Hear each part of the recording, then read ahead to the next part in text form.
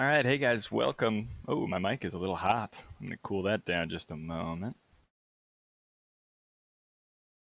See if that looks a little bit better.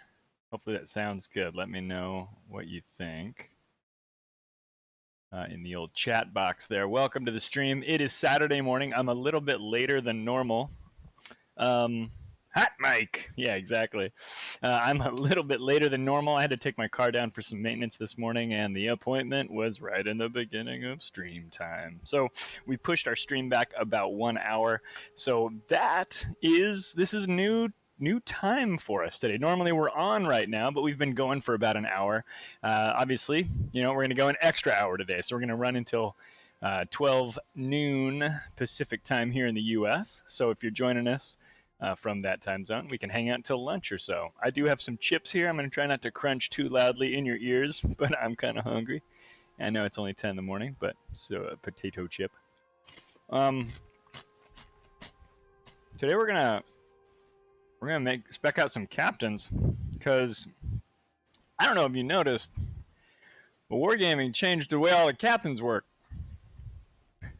So they're all different. And if you haven't logged in and checked this out, it was funny. The other night, Scotta and I and Honey Badger and a couple other friends along with us were logging into our Discord server, our private Discord, and hanging out in there.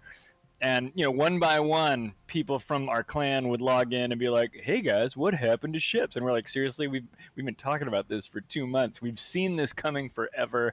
If you follow the dev blog, if you have a friend like I do, like Scotta, will tell me about all of the hot goss that's going on in World of Warships. There's usually one person like that, I bet, in just about every clan, if not several. And so, this has been something we've been seeing coming for a very long time, but it's here now. And it is time to, how am we doing on, no, doing good on frame drops. And it is time for us to start realizing it. So I went through and reset my captains. Hot guys, tier 6 Pan American. So I reset all my captains, and for those of you who are unaware, I'm a huge data nerd. And so I have a spreadsheet that I use to manage all of my captains. And it is no longer adequate. And so I built a new version. I'm going to adjust this camera ever so slightly. So I rebuilt my entire captain spreadsheet. And I took this as an opportunity to go through and essentially kind of divest myself from some excess captains that I had in my captain's reserve. So a large number of captains got released from their naval duties, and I used some silver to get 25% of that XP back and put it into my free captain XP pool. I did that for about 400,000 XP. That's not an option that's going to work for everybody. I know that being silver poor is a common thing for people playing World of Warships, especially if you're still grinding a lot of tech tree lines. I've been playing for a long time, so I've got a lot of the lines that I play frequently done, obviously. But there were many, many years of me playing World of Warships where I, too, was a little low on dollars, silver, that is. And so that's the kind of thing I think that can be a problem for some folks. But obviously, Scotta says, nah, it's just me. Everybody else has millions of silver. Well, he's playing with a lot of people who've been playing World of Warships for 5 years. So if you're someone who's been playing for not 5 years, having tons and tons of silver is not necessarily something that is, I guess I can do big Clyde, mega Clyde. Having tons of silver isn't something that everybody has. And so if you've got the extra silver, then let's, go ahead. And I think that makes a lot of sense to buy 25% of that XP back, especially if you're going to want to try to push some of your 19-point captains, if you have any, up to 21s. It's not cheap. I think it's every point of XP costs 10 silver, right? Not exactly an exchange rate that I think is really cheap. The doubloons rate, I think, is probably too expensive, at least too rich for my blood. I'm kind of a cheapskate with my real money. So I try to avoid, I'm going to try to avoid spending any doubloons on captain XPs. Yeah, it's a lot, it's pretty expensive. I think if somebody wanted to, though, and they had like a 12-point captain they wanted to reset, and they did it like one time to push them up to having enough XP to get that 21-point captain on a ship that you play a lot, that might be worth it to some folks. So, but if you're going to do it over and over and over again, to me, that's just too many nickels and dimes, dude. I can't afford it. So anyhow, like I said, there's only, I've got a lot of these ships, and a lot of them I don't have pushed up all the way. I'm still working on Italian cruisers. I'm still working on Pan-Asian destroyers, British battleships, French destroyers. So I've still got some lines that I'm working, but because I really enjoy playing my tier 10s, I really enjoy playing my premiums. I'm not just actively grinding only tech tree lines like I was for so long when I played this game. So hence the fact that I have 157 million silver, and so for me, getting 25% back, it's basically free, right? And there's no reason to reset a captain that has lots and lots and lots of XP. I think that's just throwing away a lot of hard work. So if you've got a captain who's 14, 15 points, 16, 17, 18, 19 points, don't reset that guy or sell him for 25% of his XP. That's just ridiculous. That captain should get a job and put him on a boat, right? Okay. There's a little philosophy, but really what this all here's a little bit of what Clyde thinks. Woo! But really what this all boils down to is the fact that I have 150, 160 ships, 194 ships. I don't even know how many boats I have. And I have 2 captains that are spec'd out. Count them. 1, 2. That's it. I did 2 ships yesterday that I know really well. I did the Khabarovsk and I did the Zhao. And I know a lot of people are thinking, those are terrible ships. Why would you do those? They're not terrible ships. They're great. They're just old. They're good boats. I've been playing those boats for a lot of years. Those were among my first tier 10s. The Zhao was absolutely my first. I don't remember when Kaba came along, but probably second, third, or fourth, no later than that. So I've had these 2 boats at tier 10 for a long time. I've understood them. I've experienced all of their nerfs and buffs over the years. And so for me, those were logical choices to kind of get familiar with those specs. So I think what I'd like to do next is grab another boat, probably, again, not necessarily a boat I'm as familiar with. Oh, I might have done my gearing, Captain. No, I didn't do gearing. I came up with some ideas for gearing.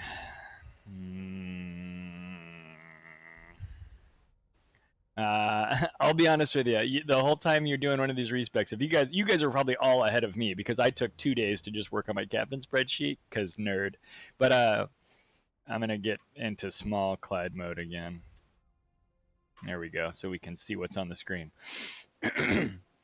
So everyone's probably ahead of me as in terms of like seeing all this stuff and reacting to it and experiencing what it means with the new captain respecs and how your captains are different than they used to be. I am a software engineer by trade, or once was. Now I do other things, but the change they made is great for the software. It's great for their ability to future balance things, and it's probably going to be great for when they add new things like new lines of ships, submarines, that kinds of stuff. What it's going to be terrible for is my feelings, because I'm going to look at my ships, I'm going to look at my capitans, and I'm going to say, oh my gosh, I can't do what I used to be able to do because the game has fundamentally changed. And I'm experiencing some of that even on the 2 boats I've already done. And this isn't it's okay, Wargaming can abuse us forever kind of statement. It's not that. I'm going to be pissed off that certain capabilities and options are gone. I've lost some really neat capabilities from my Kaba. Like I no longer have the ability to know how many people are shooting at me in my Khabarovsk. And that seems absurd.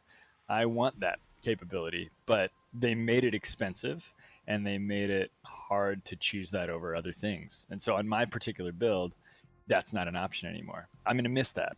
There are other things that are more important than that I'm going to encounter on these other ships too. So, we're kind of all dealing with the change to our game. And I say our game, right? Wargaming always refers to it as our game. And I think what they mean is my game. And again, I don't have a major beef with Wargaming. I'm not a CC or anything, so I don't have any tie to them. I don't feel like they owe me much. I do want them to be respectful of their game and their players and stuff. But, you know, when I say our game, I mean our game, the community's game, the game that we love and that we come here to play. It's changed in a large way. And I think that it's going to be for the better, but it's going to cost a lot right now, right? So going in with that, things are going to suck. But in the end, I think it'll be healthy for the game, is my overall reaction. And there we go. I guess I just wanted to share that idea. Okay, we got some comments from Scott over here. He says, Heavy and I talked about this last night. We were both like, this is a bit deer in the headlights. I'm going to play something else. Yeah, I think you and I talked about that. We're a little intimidated to grab a boat and say, let me just respec it with these new tools. Because normally, of course, that's super final. It's super permanent. Everything's different. Yeah, I know Heavy's been playing FIFA again. He's got the itch to get out there and play soccer. He says he's getting pretty good these days. He kind of like broke through a plateau. Now I definitely don't want to learn that game and play with him. Yeah. It's a big job. I have 194 ships that all need somebody who knows how to run them. And there are ways to optimize this, to minimize your captain count and everything. I'm not really going to talk about any of that today. I am going to take a look at a specific boat in a vacuum and say, what is this boat? What do I want this boat to have as its captain skills, right? I'm not going to say, how do I optimize this captain so it can do a cruiser, a battleship, an aircraft carrier, and a destroyer? Like, I'm not going to try to crack that nut yet today. I'm worrying about the ships and what they need. So I am going to, you know what I think I might start with, which is a weird boat, is the Paolo Emilio. And we'll kind of see how that goes. You're right, I was never going to play FIFA. When I was a kid, when I was 10 or 12, I used to play Tecmo Super Bowl, and this will surprise no one. I would keep detailed handwritten records of my stats every season, year over year, and all that stuff. It was great. And then I would compare like my quarterback every year. I would slot in where the new one was, and see which quarterback was best based on how well I could play them and stuff. Like it was pretty involved. And then I got Madden 93, and things really got out of hand. Super Nintendo days, right? Then we got a computer, and I was able to type all this stuff up, and that was rad. Hey, Heavy, welcome to the stream, by the way. I'm glad to have you here. So I think I'm going to click on this here, Paolo Emilio. My Paolo captain is Littorio. Now, here's the thing. I guess I am going to talk a little bit about captain optimization, because I shouldn't put my 119-point Italian captain on my Littorio. I thought Madden 93 might get a laugh out of you, Scotta.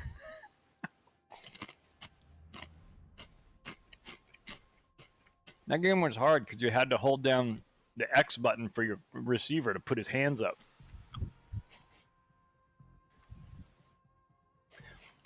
So because of the way captains work now, let's click on Littorio here. She's got a destroyer spec, but if I put her on a cruiser or one day on a battleship, she's got a cruiser battleship spec. Ideally, what I should do is train her for my Amalfi, which is my highest tier Italian cruiser. I would like to put her on... Can I just... How much free XP do I have? Oh, I don't want to waste that. I was going to say, can I just push this up to a Venezia and then train her on the tier 10? I think I'm not going to do anything weird with that right now. Anyway, let's set up the destroyer spec for this captain on the Paolo Emilio. Okay. Now, the trouble is I don't know what my old Paolo spec was, so I can't remember everything, but I kind of know roughly what it was all about. A lot of what it had was faster reload of torpedoes, faster reload of consumables, I think, unless I did that with signals, I can't remember. And things like that. So Venezia is all about, Paolo is all about doing those Paolo runs. It's a gunboat when it's already launched its torpedoes, but other than that, it's trying to be a stealth boat that's super easy to see. So You know, the flooding bonus there at tier 1 is pretty good, but I'm thinking maybe Grease the Gears is good. One thing I've noticed in my Paolo is when I'm running with this, I was very much in a situation. Yeah, Sansonetti is probably a better pick for the tech tree boat, so I think I'm going to stick with him for those. Why I have a 19-point Littorio here is only because I needed a 19-point Paolo captain that could not match the same spec as my cruiser captain. If this had come out back then, I would have dumped all the free captain XP into my cruiser captain and made him also handle my destroyers. And that would have been, that's like an advantage of the way this new system works, is I could have done that without screwing up my cruiser config, right? But now, no dice. So the guns on this thing don't turn very fast. I've definitely outrun my ability to rotate them. So 20.7 seconds is slow for a destroyer. Let's talk about how slow. Let's go look at gearing real quick. My boy Gearing has 7.2 second rotation, right? So we're talking about 3 times slower almost on the Paolo. So yeah, I think Grease the Gears is probably a pretty solid level 1 skill. And preventative maintenance is really important for Paolo as well. And the reason I'll tell you that is important is because you get danger close to bad guys and you're smoked on the way in and maybe a little bit as you turn around to run away, but then you're exposed and you have to dance and avoid enemy shots while you're trying to get safe. So preventative maintenance is going to keep your engine and steering gears from getting knocked out, 2 things that are a big problem on your Paolo escapes. So a cool thing about the way this stuff works now is you can select, Littorio at 19 is going to be useful. As you can select your Grease the Gears here, I can select whatever I want and see all of the effects over on my ship stuff on that side of the screen. I guess it's over there. I'm mirrored in my little preview. So I don't have to commit to all these things. I can kind of see what the layout's going to be. Now, they recommend Last Stand. Last Stand, I think, is hard to avoid. It used to be an absolute must-have on every destroyer. I think it's still pretty high on my list of wanting it for every destroyer. They also have this torpedo speed plus 5%. I think this is not recommended because Wargaming says if you can't hit somebody from 6 kilometers away, you have no business being a destroyer captain. But sometimes I can't hit somebody from 6 kilometers away because potato quality. So that might be one I want to consider. I think for now I'm going to click on Last Stand. Let's take a look at the rest of these. A little bit more fire chance. I don't care. I don't think this thing even has HE. Or does it have HE and not AP? Yeah, it's got SAP and HE, but the HE is never coming out. We're going to use SAP all the time, every time. Faster torps. This is going to give you better consumables, or more. 10% more smoke generator is a good thing. If I had 10% more smoke generator on the Litzor or on the Paolo, I would be able to smoke on the way in, hit the guy with the torps, and then turn around and run away and have a little bit of smoke cover my escape. So that's not crazy. I wouldn't be opposed to that. This talks about extra heavy AP. I don't have AP. Priority target tells me when I'm being shot at. In the Paolo, you kind of know, right? You should still know when you're detected. And then this adds the number of ships targeting you. I believe we still know when we're detected. I'm about 90% sure. Main battery AA specialist. So this is going to give us faster main battery reloads. The Paolo's reload sucks. 9.4 seconds. That's interesting because I think before it was over 10. I feel like they did a million minor tweaks to a bunch of ships and didn't talk much about them, or I haven't found the dev blog that talks about them. So that's going to be kind of a concern, but not a concern, but a thing to watch for. Also, my memory on some of this stuff might not be great. Maybe it was 9.4, but I felt like it was double digits on a destroyer, and that infuriated me. But I managed to get the reloads down to something like 7 seconds, I think, with my previous configuration. So reload time on that wouldn't be too bad. If I click that, what does it do to it? I can come back over here and hover, and now it says 8.9 seconds. It shows the benefit I've got there in green text, minus 0.5, you can see. I don't know that I'm going to pick that one. I just wanted to test it. Torpedo tubes reload time. The faster these reload, the more often you can do a Paolo run. So if you couple this with 10% longer smoke, that's probably going to be a good thing. The 10% longer smoke is going to let you keep more of your hit points when you're escaping the Paolo run. The reload time is going to let you get into the next Paolo run faster. A big part, the first thing we should be concerned about is surviving the first Paolo run, both when we're deciding what to do in play and when we're speccing out our captain. But the second thing is I want to get ready to do that again as fast as possible, because it's not uncommon that you'll be driving along, there'll be like a Sovietskaya Soyuz and a Yamato hanging out together. Yeah, but not quite, Paolo torp distance apart. So you'll want to say, how long do I have to wait before I can go hit up that other guy, right? That was definitely something I tried to optimize on my last build. I increased the reload time the reload speed of both the smokes and the torps. Here's torp reload time, like we said. Next is going to be Adrenaline Rush. Everyone who plays World of Warships, Adrenaline Rush is their darling. I've never felt like this skill was as must-have as others have felt.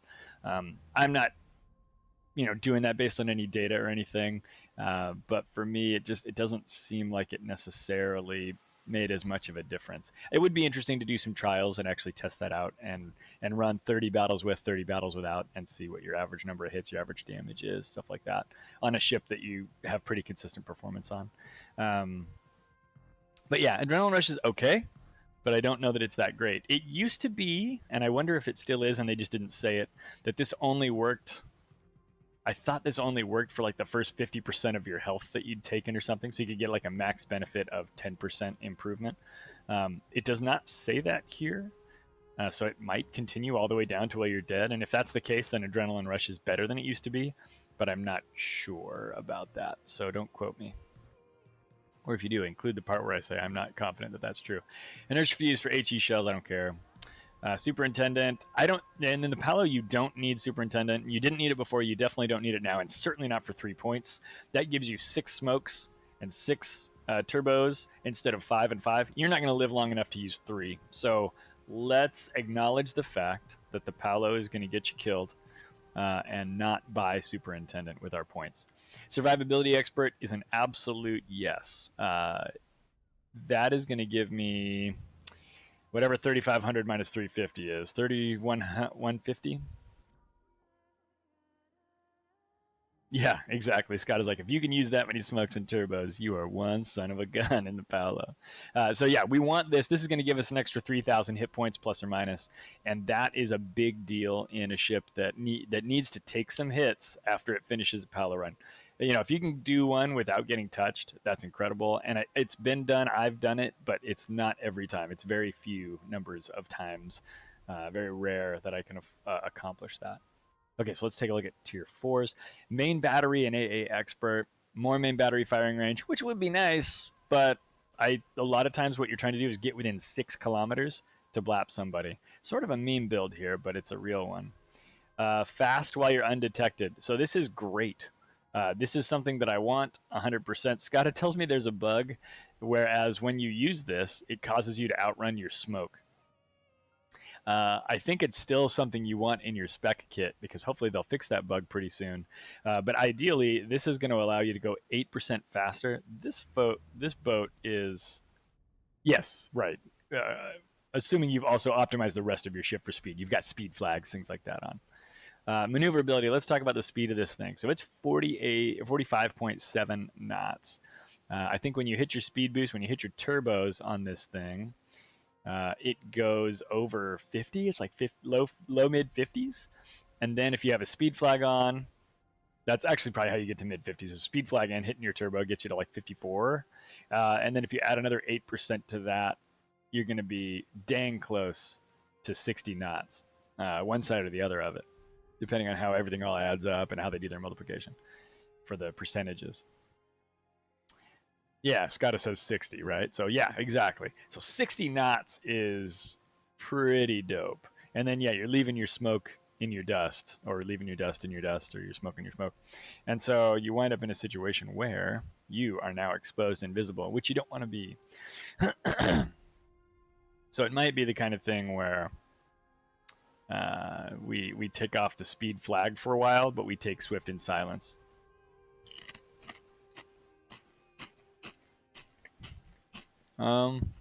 Radar location. There's a part of me that actually thinks this is a good idea. I just don't know if I can afford it. So when you're a Paolo and you're going in on the run, you hit your smoke, you hit your turbo, and you're flying towards the ship. And as soon as you hit your smoke, you've blinded yourself. You know, battleships are big, and you're eventually going to be able to see them through the smoke. But when you first hit it, you won't. And so it waits sometimes till you get to like 4 kilometers or something. But if you had radiolocation, you would know if they were starting to make a corner or turn or change or something. I think that might be beneficial. But again, you're so close, and it points to the center of the square they're in, that if the action's all happening within a square, I don't actually know if it's going to be beneficial. And again, I think at 4 points, it's just too dang expensive for the amount of benefit it's probably going to give you. So I don't think it's a recommendation, but it's interesting to think about. Fearless Brawler.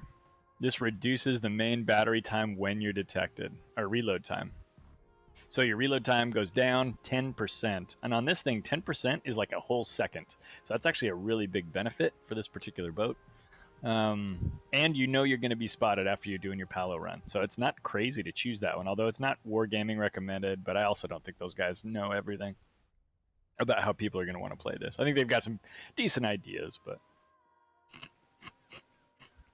Concealment Expert, probably going to want that. We're at 7.9 right now. If you take this, it gets you to 7.1. And 7.1 is where I was with my captain before. Before the captain change. This leaves me with 9 points left. So we talked about a bunch of things in here that I think are going to be positives. Dazzle is also a really cool skill. It reduces the accuracy of fire directed at you for 15 seconds after you've been detected. So it's going to increase dispersion of enemies who are trying to blap you once you've done your Paolo run. I can see that being really valuable. I see why Wargaming's got the little triangle here saying that it's a recommended skill. I think Dazzle is probably worth taking. It's expensive at 4 points, but if you don't take any of the rest of these, but Swift and Silence is... You can think of Swift and Silence as increasing the accuracy of your approach on the Paolo run. It's going to help you get there faster. It's going to catch people off guard. And you can think of Dazzle as an escape hatch, right? That's going to help you get away. This is a more complex build than I realized it was. I thought it was going to be when I first started. I was like, let's do Paolo. It's easy. It's a one-trick pony. It's not easy. This is super complicated. So I've spent 10 points up to this point. We went with Grease the Gears to increase my main battery traverse. But I'm kind of wondering if I should actually trade that for preventative maintenance to get started. I don't know. Because you don't use the gears or the guns a ton, but you do use them once you get spotted, and they do work. And they do more work if you could get them pointed faster. Okay, we're going to go with Grease the Gears. We're going to go with Last Stand. We're going to go with Survivability Expert and Concealment. We're back up to our 10. I think it's the same 10 we chose. I do want my torps to be faster. I want people to have no chance. Scotta says he'd go for preventative maintenance.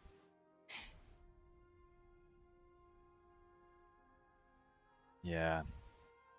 So if we do Swift and Silence... Torpedo Tube's reload time. What is my reload right now? I'm hovering over the wrong thing. It's 2 minutes right now. And I don't know. Oh, I can't see it right now without losing my work here. Let's go check it out real quick. Equipment. Smoke, smoke, smoke, smoke, smoke. Smoke reloads in 133. If we come in here, and we've already got our consumables set up. Oops. To make that as fast as possible. So 133 is how frequently my smoke reloads. So unless I've got a thing in here that's going to make my smokes reload faster, the torps are already going to be reloaded ahead of them. So I don't think I need torpedo reload time unless I can also increase my smoke reload time. Because those things they need to go together, right? You do them as a pair here. Okay, so then I think I would grab Swift and silent. Oh man, messages for days. Yeah, talking speed flags. Yep. Yeah.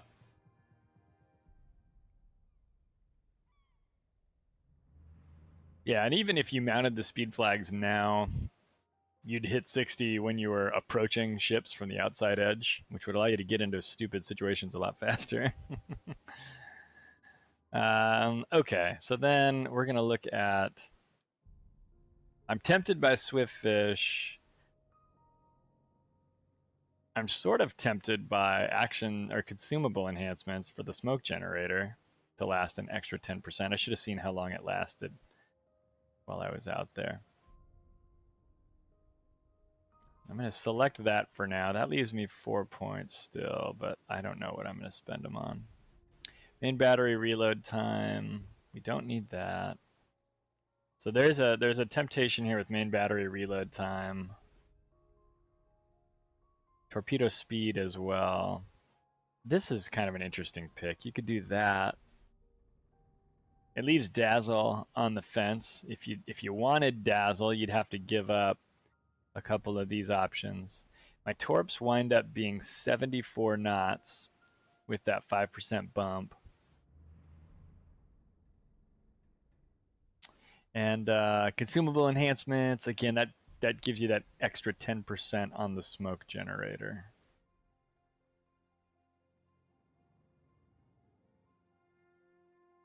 That's the question, right? Do you need more speed from the torps at point blank? I have missed with my Paolo more than I like to admit. Some of that, of course, is due to skill, both on my part not being high enough and on my target's part being good and dodging. Any faster and they're harder to avoid by the target. That's for sure. Need is probably a strong word, but it certainly doesn't hurt. If you don't do that, it leaves you with 2 points to spend, and I don't know what you take. You don't care about pyrotechnician. You already know you're the priority target because you're in a Paolo, and people want to meme you. So honestly, I think a high skill Paolo player, or even a high skill Paolo player, doesn't need Swift Fish. But for me, it's not crazy. I think I might take this out and give it a try. And we'll go see if we can demonstrate the Swift and Silence bug. We'll leave the speed flag on, because I think that'll be interesting.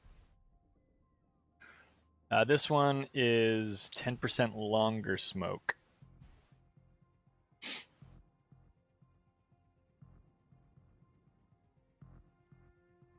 I used to have the skill that made my puffs bigger, and I think that's gone now. There was like a Puff Daddy skill that I used to call it.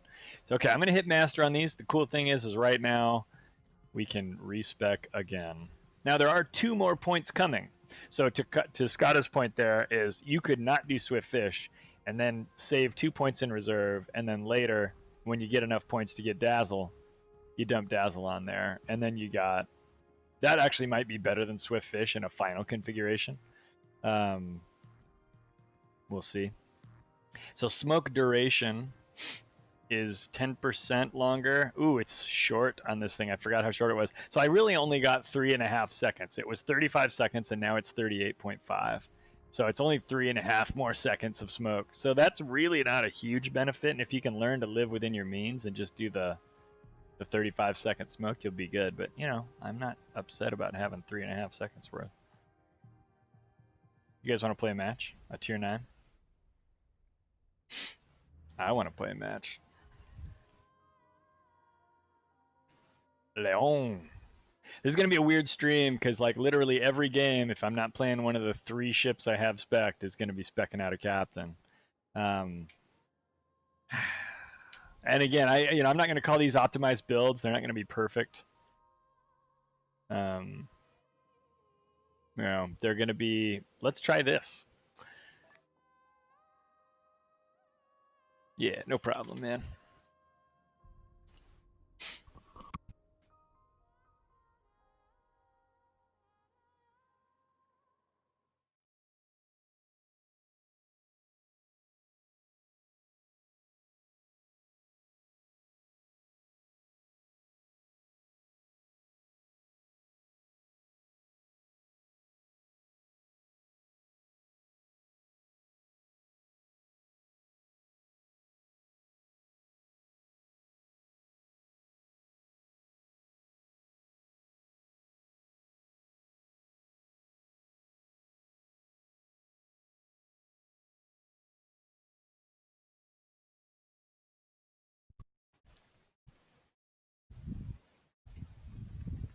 All right, Friedrich de Grossa, Lion, and Paolo Emilio. So you guys are gonna make sure there's at least 2 battleships on the enemy team.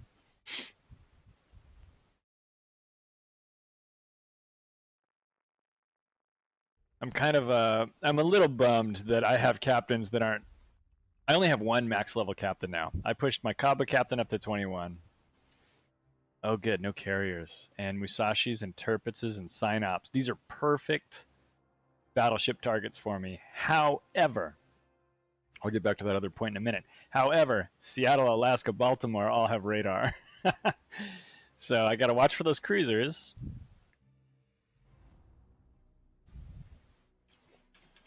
Yeah, I mean, that's the thing, right? Getting back to that point. Heavy, not Scotta, Heavy mentions, I have no fully trained captains right now. It's annoying. Like, I have a 19-point captain that's in this match right now. We're going to go play this battle, and I'm going to have to write down on my spreadsheet they got, 3,000 XP or whatever I get in this battle. It's going to bum me out.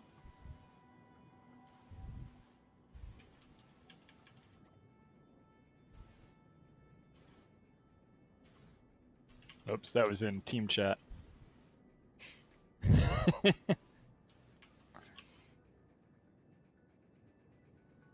Okay, so we've talked about the Paolo a ton. If you've watched any of my YouTube videos on it, if you watch me stream it, you know what I think about this boat. I think it's great. I think it's meme worthy. I think it's a lot of fun. I think it's fun when you lose and suck in it. I think it's fun when you win in it. But it's kind of a one-trick pony. It does one thing and it does it really well, and it does it better, of course, if you're good at it. And that is to dive on an enemy. So what we want to do is find a ship that doesn't have any sensors or any ability to see you approaching in your smoke. And then you charge that enemy. You've got 6-kilometer torpedoes that hit 23,767 damage if they hit max damage. Obviously, that's reduced by a ship's torpedo protection, things like that. So each one of these torps is probably going to do something like 10 to 15 to 18,000 damage, depending on who it hits and how it hits. But yeah, when you roll up there, you hit the YOLO button. The YOLO button is the T and the Y buttons simultaneously. That's your speed and your smoke. Although in this case, because I have the speed flag on, I am going to outrun my smoke because of an unintended behavior. It's not like an error, like a thing crashes, but it is a behavior bug. So I think when we find out, there's Musashi. I don't really want to be on the spotting, the tip of the spear kind of situation. I do like this gun turret rotation. It's pretty good. It's better, I think, than it was. I mean, it's obviously improved because I have it on this configuration. I didn't have it before, which I think is good. The Paolo has good guns. Reload time is somewhat embarrassing on them. It is 9.9 seconds, which is bad. I think like I said I think earlier, I had mine down to 8 seconds or so. Maybe 8.5, something like that. There's an Amalfi and an Ognavoy. I gotta turn away. Ognavoy's gonna outspot me. That's something that not very many destroyers can say.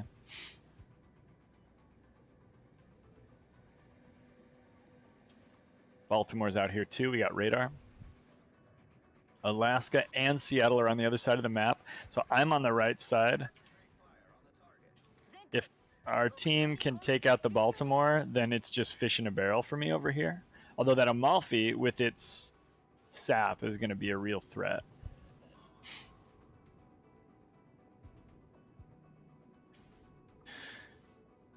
Okay. So I am undetected, and my ship's supposed to go 45.1. I'm going 47. Oh. Hang on, guys. That's my dad calling me on my computer phone. I will go see if I can stop that. There we go. I will have to call him back post-stream.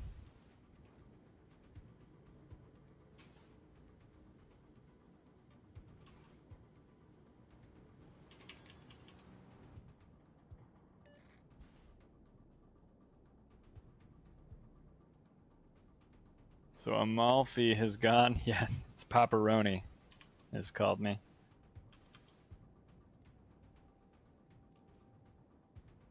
All right. Oil change place has told me. Dad, I'm online.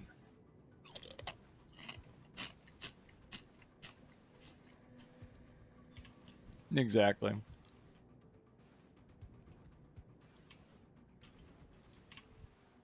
Dad, I'm internet famous. Dad. All right. I'm not famous. I just have you two watching.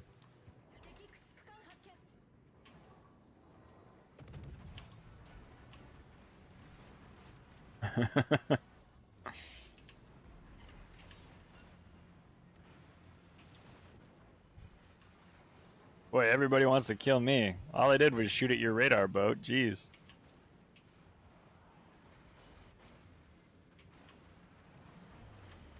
Oh, we got him. He's so low. Finish the Balto.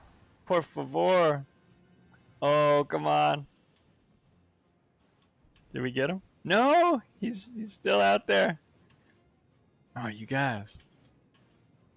After this match, I gotta send my dad a message and tell him I'll call him later.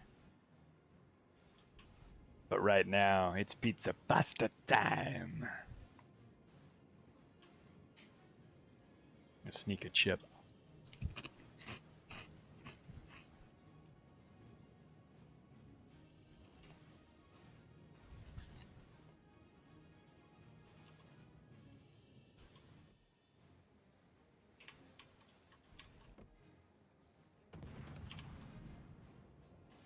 Yes, Baltimore, I will risk being spotted to kill you. Gotcha. Woo! Arrivederci indeed. Japanese Italian captain. That doesn't make much sense. It's fine.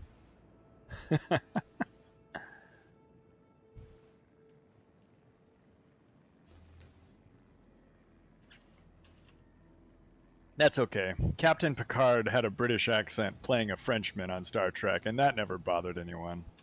Probably. Oh man, Marco Polo jokes are going to be great.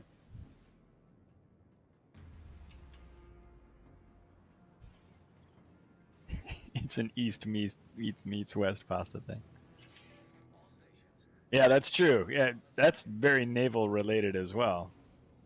Talking about Ramio or Marco Ramius. Marco Ramius. One ping only. Seriously. I haven't had a chance to do any Paolo runs yet. I'm just driving around like a bad destroyer that's not good at being sneaky. But I'm pretty sure I'm going to go nuke this Musash.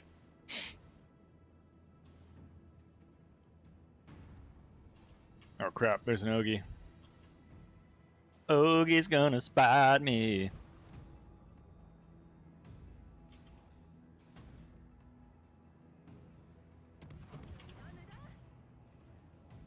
There's something that this captain says that sounds like she's saying Canada. But that's not it.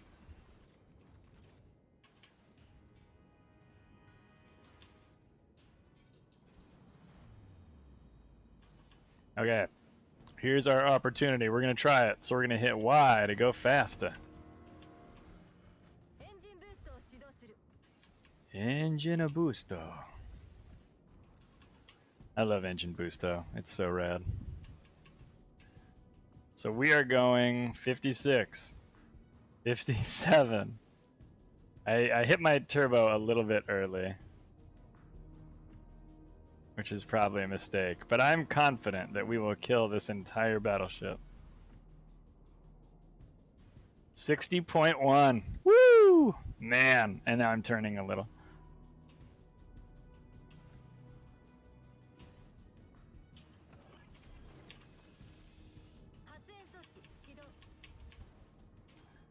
I'm modulating my speed. Oh, this guy had no idea I was coming around behind him.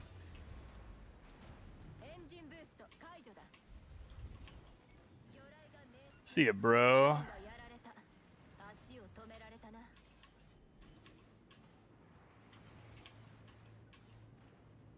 Oh no, he didn't die. Engine Abusto. Didn't do good enough.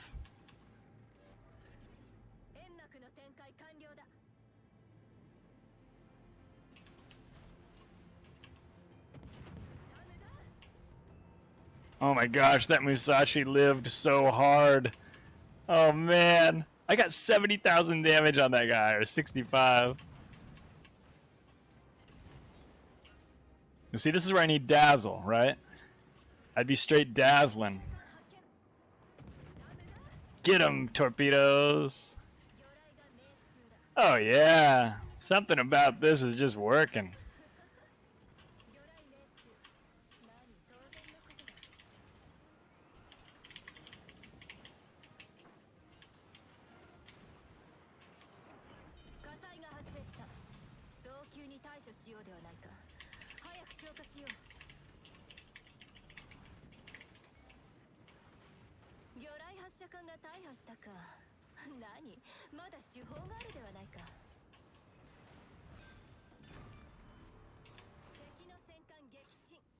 This is a good match, though. Sorry, guys. I got super intense there. I was thinking very hard. New captain skills. What's that? Sorry, guys. I was focused.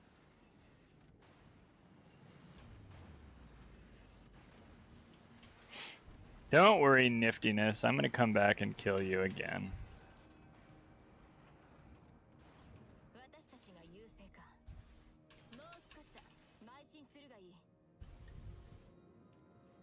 Okay, Turbo is going to be back in 3 seconds. Smoking 23.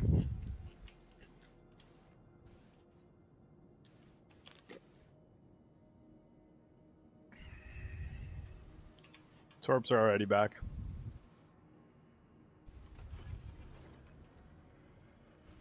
Let's go back in and get this other Yamato. Still, no fear whatsoever.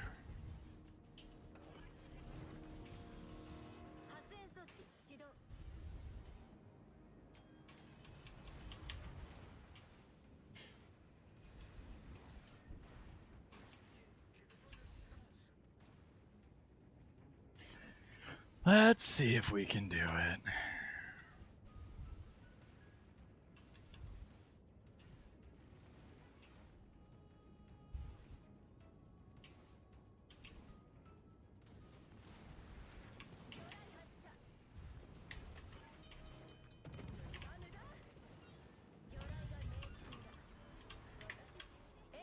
There we go.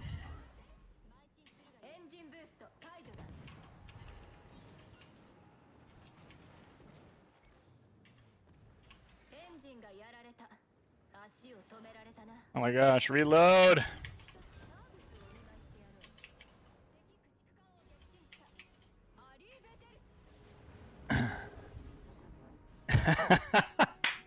That is the best Paolo battle I have ever had. And I'm glad that you guys got to share it with me. 199,266 damage. So that is fantastic. I don't think that is... I don't think that's like a... That is not a world record. I've seen Flammo post... I swear he has like a 350,000 damage Paolo battle. I gotta talk. These guys are very chatty. This is good.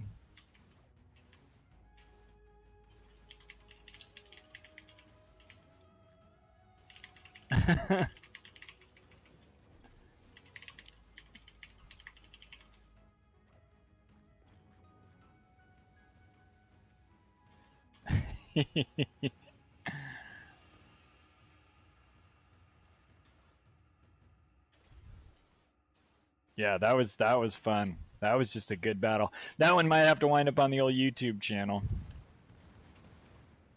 Let's see what this sign-op is all about.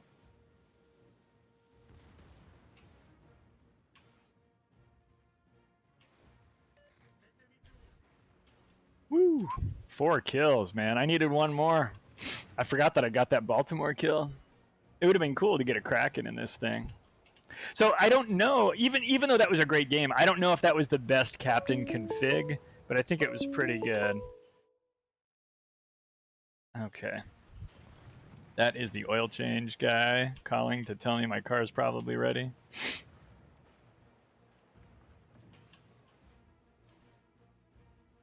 I don't know if this is a one game yet. I mean, obviously we got the points, but it's 3-3. I guess with their Alaska going off to Alpha 1. He's found the Northwest Passage, I guess. Oh my goodness. Scott is still in it. He's loaded up on them hit points. I'm going to take a sec here and shoot my dad a message, let him know I'll call him back. He's going to be on the internet. He's famous.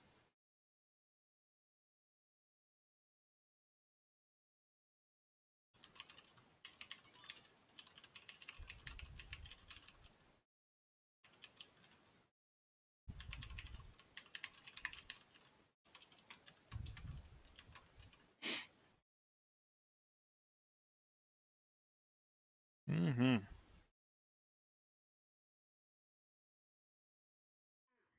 All right. Thank you for your patience with that, folks. Crazy.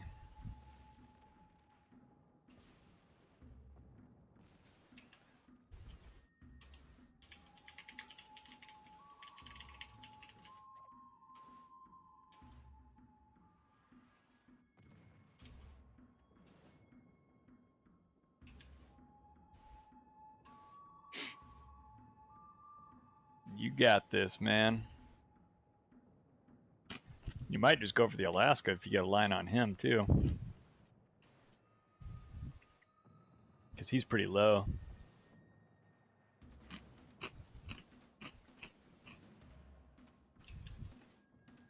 I swear my phone has rang twice in the last 6 months.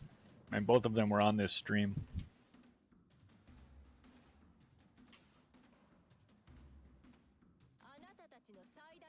Fantastic.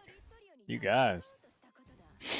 I think I might make that into an actual Clyde Plays play-by-play video rather than do the stream version. I know it's more work, but that was a good one. I'll grab some screenshots here. Might be worth doing.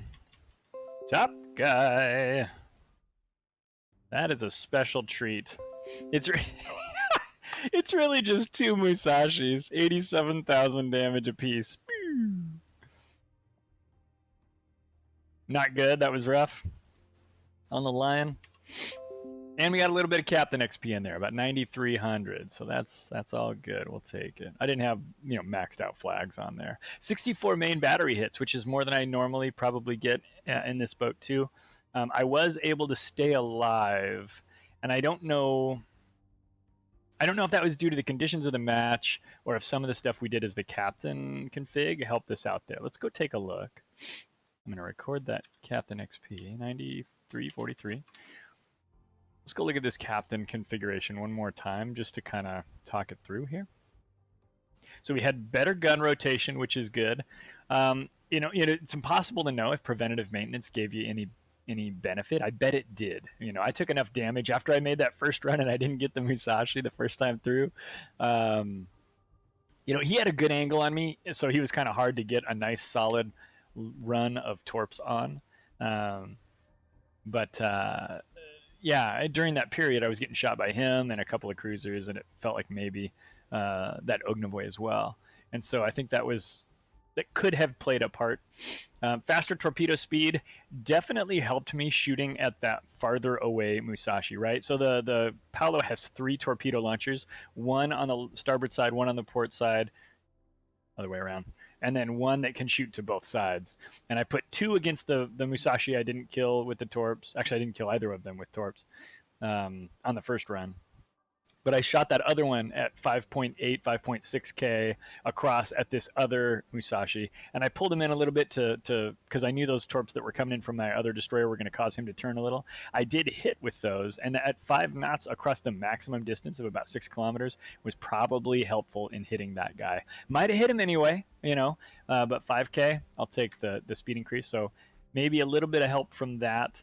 Longer smoke generator definitely helped. There's no way it didn't. I was in smoke for longer. I did have to regulate my speed a little bit. I will say when I was going in on that last, the second run on that first Musashi, I was actually trying to outrun my smoke.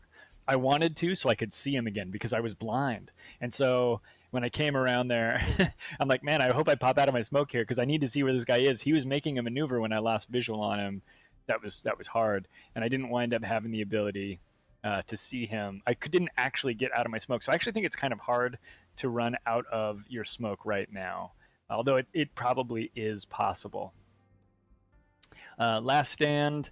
I don't remember if anything got disabled on my ship, maybe. But if so, obviously the last stand. Of course, hit points is going to be better. Of course, concealment effort, concealment expert is a benefit. And Swift and Silence, there was many minutes of that game where I was driving around very, very fast. And I always want my ships to be faster. I never have ever said, you know what, this ship is too fast or was happy with a ship that went a low speed. So yes, Swift and Silence, huge benefit. Big fan. So I like this configuration. When I was under heavy fire, I made the comment during the stream during the game about Dazzle and how that would have been beneficial for me. I could see a future in which somebody agrees to throw away Swift Fish, earn the 2 more points, and get Dazzle. Or maybe even to throw away the consumable enhancements. Keep the faster torps, but get rid of that 3.5 seconds more smoke that you have and trade that for a huge inaccuracy penalty for your enemies after you get spotted. That's probably the way to go. Yeah. I don't know. I think there's a good build here. I don't feel like I personally lost a lot with the Paolo.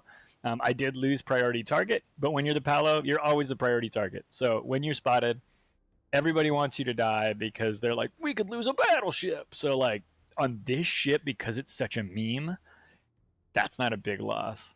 Scotta jokes, well, long story short, Captain Rework is a smashing success. I'll be honest, I've played 4 games of World of Warships since the Captain Rework, and I've broken 100,000 damage on all of them, which is completely non-normal behavior for me as a ships player. So I don't think that's true. I think I'm playing some boats that I'm good at, and I think a lot of people are out there messing around with Captain Reworks or Captain Rework configurations, and not everybody's got it optimized the first time out. I know I did Kaba 2 times, I think, before I had a config that I liked. So I think there's a lot of churn going on out there, and it's probably due to that primarily.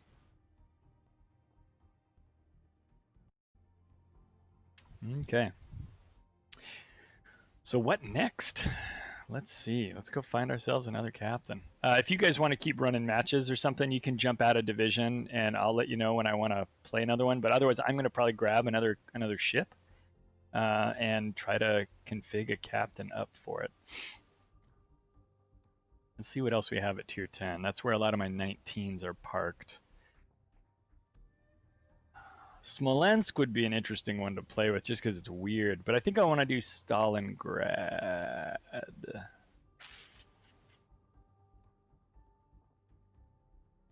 Yeah, that's cool. Yeah, let's do Stalingrad. Let's get old... who's my Stali captain? Is that Vladimir Belov? Vladimir Belov. No, it is Dasha number 5. Yeah, but Dasha number 5 only has 17 points.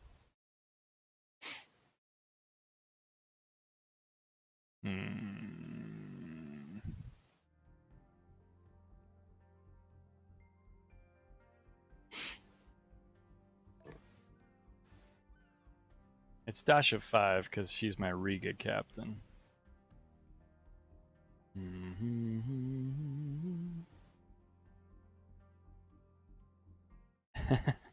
Nice. That's cool.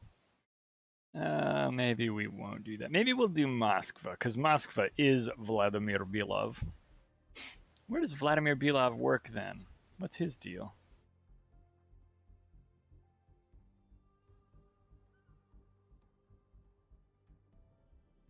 Okay, he's Moskva. I got to think about these Russian cruisers. Man, I don't want to. I got to think about them differently. Let's do. He will be, but I don't have a Petro yet, and so it's kind of confusing, I think.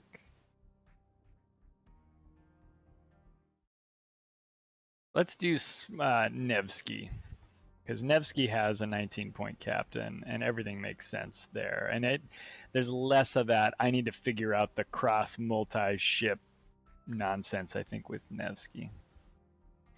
Nevsky capped.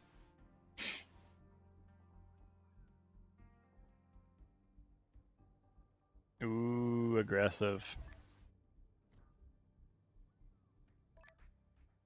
All right, so Nevsky, they recommend Last Stand for the Nevsky. Rotation is 20.7 seconds stock, which is not slow but not fast. It's, you know, when you get to that 30-second range, that's where things start to be a problem. Then they recommend incoming fire. These are both weird skills for that. Admittedly, gun feeder's a waste on a boat that reloads in like 5 seconds. Torpedo speed. I guess maybe Last Stand. Gosh, I don't know. That's wonky.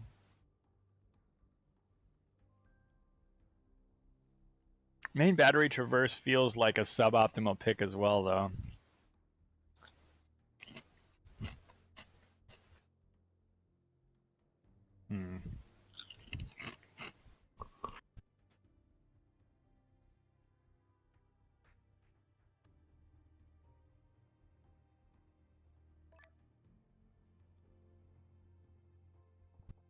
You guys are chatting away in here, aren't you?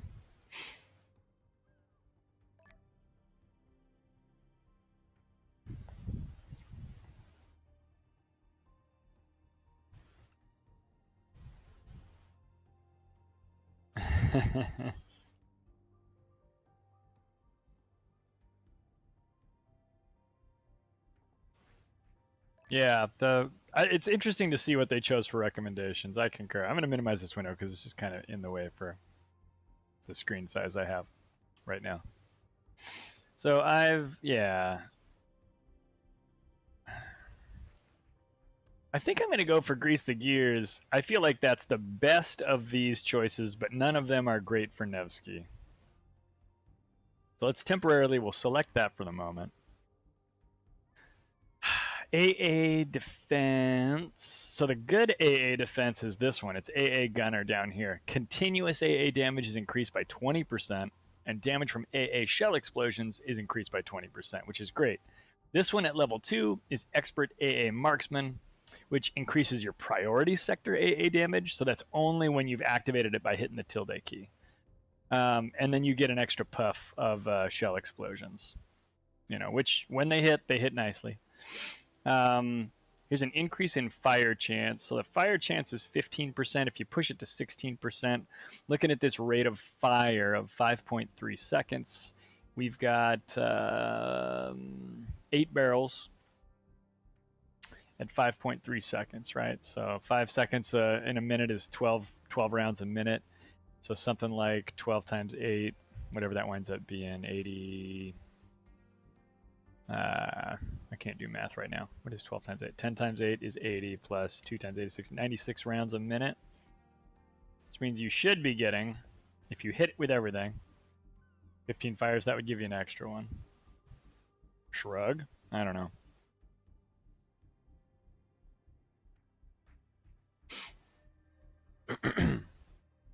Obviously, people have fire resistance and things like that too, which make that not as straightforward math as you would like. Torpedo 2's reload time is not something we're going to want on this boat. This does increase your radar action time, and Russians have that shorter radar time of, I think it's 25 seconds.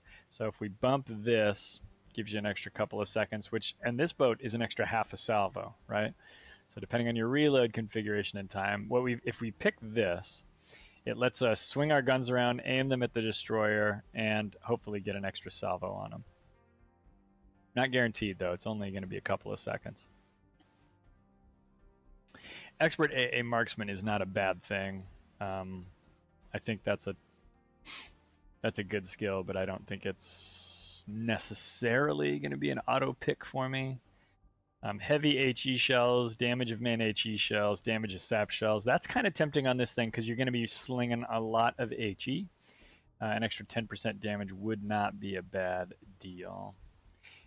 It increases your detectability by a not insignificant amount. So right now we're at 14.2, which is already a pretty spottable boat. Woo, 16.4. Let's see, then maybe we can stack that up and do an interesting build there.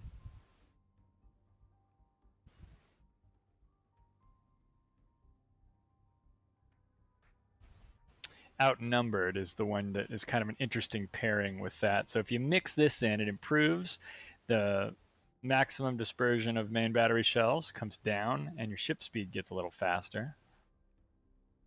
There's not a ton of dispersion on these as it is. 150 meters at 18 kilometers isn't too bad. Armor pen capabilities of HE shells going up. That's going to be kind of potentially a valuable one. I like that.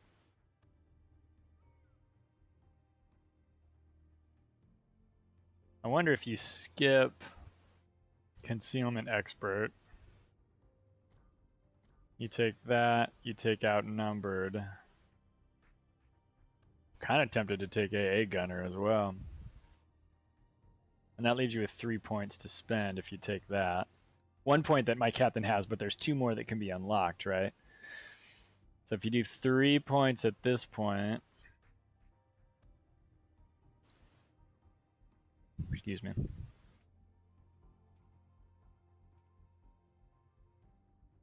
I don't think we do survivability expert on a ship that has 50,000 hit points. Somebody might think that's a cool idea. You could come back here, you could grab pyrotechnician and last stand.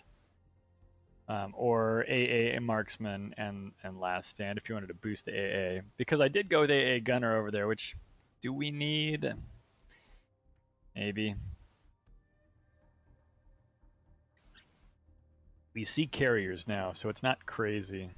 If I turn that off, continuous damage is 307. It goes up to 370, which is pretty nice. That's true. Radar charges with 3 points. That's a good point. I was forgetting about superintendent, but that gives you an extra hull repair too. I think that's got to be the pick, right? You go that route. So I think right now with 19 points, what you do is you turn off the heavy AP shells. You don't get the increased damage until after you've already gotten the increased penetration.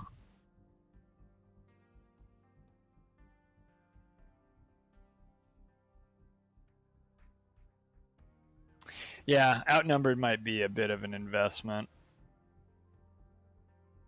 Bit too much of an investment, maybe. Because then you could keep this one.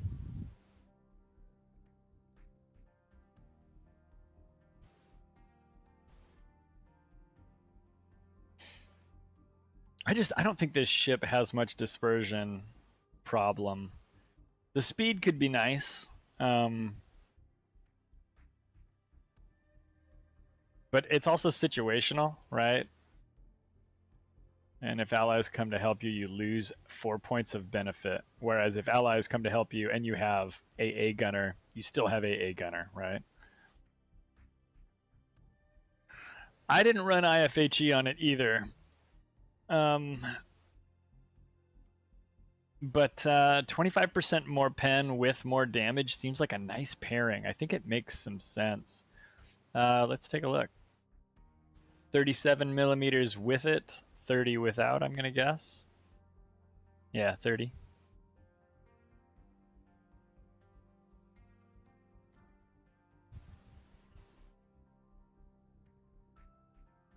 Yeah.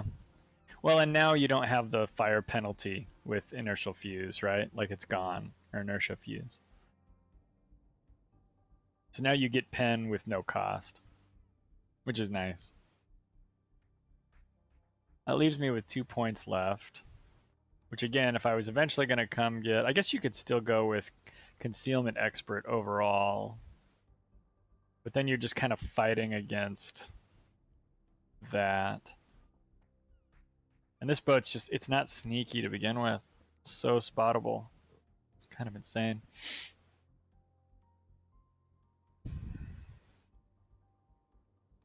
I guess you could do this and not do the AA buff for now.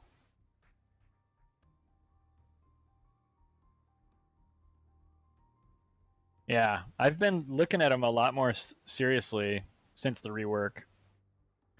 This is definitely a lot of us resigning ourselves to the fact that there are going to be airplanes in the game, right? They're here. They're for reals here, and now we have a chance to respec all of our captains to take that into account. I've had captains that I've had built up for years, right? And I never bothered to change them, even though the game's meta and the amount of AA that I have to deal with, or the amount of airplanes I have to deal with, is a lot. Mm-hmm.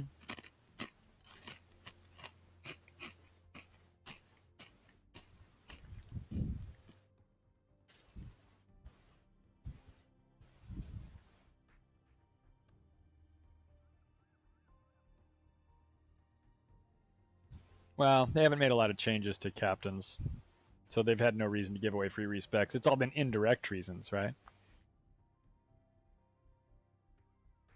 Yeah, that's true. They did used to give them for clan battles.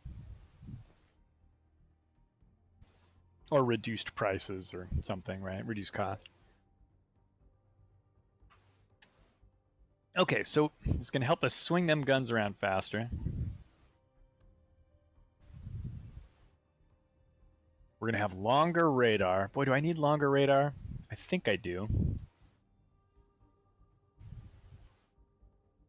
Yeah. Yeah, the carrier, no carrier. I forgot about those, but you're right. They did that a few times. I don't think that was like a specific, like, it wasn't always like a guarantee every season, but.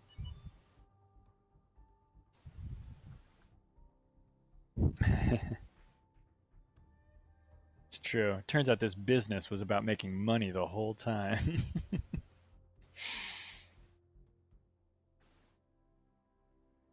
Ugh.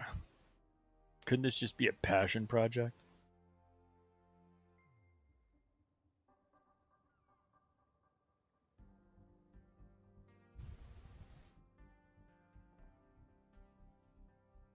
Okay. I think this is it. I think I'll spend these 2 points now on expert AA marksman.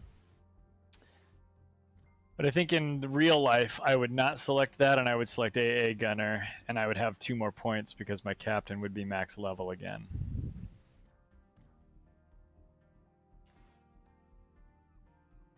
This gives me the extra puff and a little bit more priority sector damage, which is nice.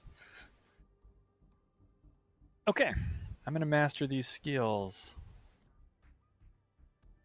Woo. Here we go. And now everyone can see my Nevsky from port.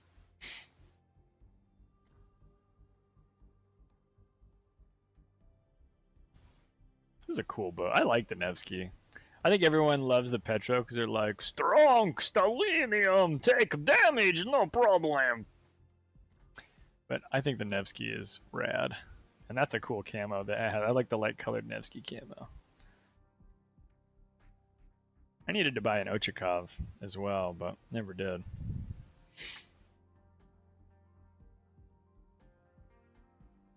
Okay, I'm going to take this one out. You guys want to come play a 10? Oh, we got a Minotaur already ready. Mm-hmm. Ooh, Henry meme build maybe? Question mark? Let's go see what happens.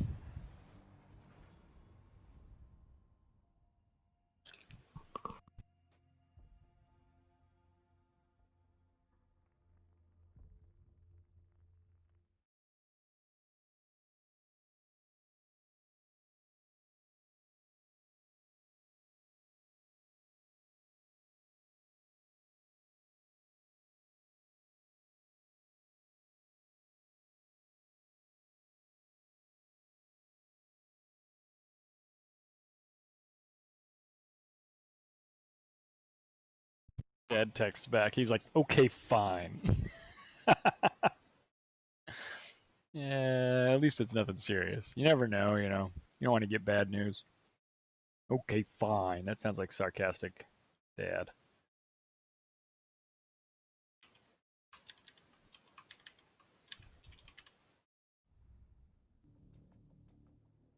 Sarcastic dad. Бой начинается. Thank you for choosing our Toyota dealership. Just giving you a quick call. Everything is wrapped up. Your car is ready to go. Great. Which Henry camo? Yeah, that is a nice one. That's the one I run too. I like it.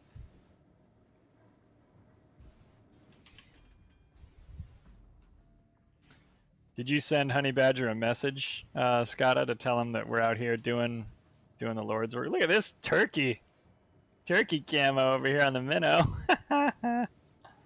Fun.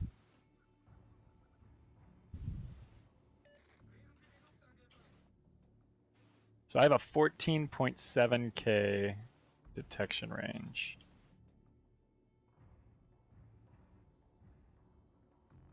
Didn't I set it up to be 16 something? Maybe I unchecked that skill. Now I can't remember. I am the worst at being a Captain Respec streamer.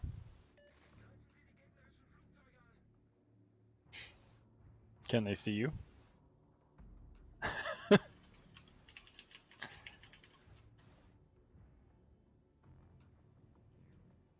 do we got? We got a lot of destroyers. Shimma, shimma, shimma.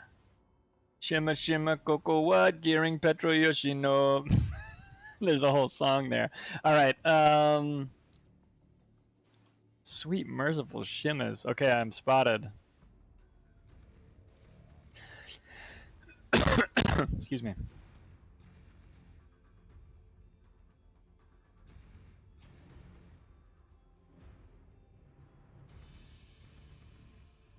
Is there a visual indicator when that buff is active? Or do you just have to know that you can now go 3 extra knots or something? Oh boy.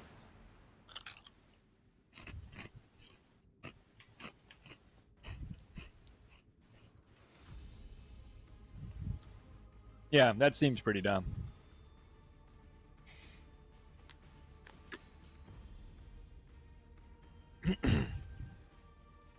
I was watching somebody stream some World of Warships Legends, the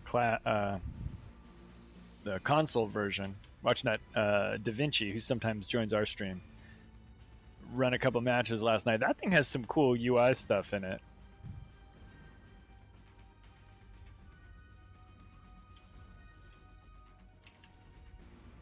And I think a couple of driver aids that we don't have. I agree. I'd love to see something like that for all of the when actives. That'd be a good mod, actually, if there isn't one already. I wonder if there's a way to know that. Внимание, командиры. Передаю координаты цели. Внимание, обнаружено эсминец противника. Вижу эсминец противника. Вижу линкор противника. Enemy Minotaur walking in, you see that, Henry? Yeah, you see that.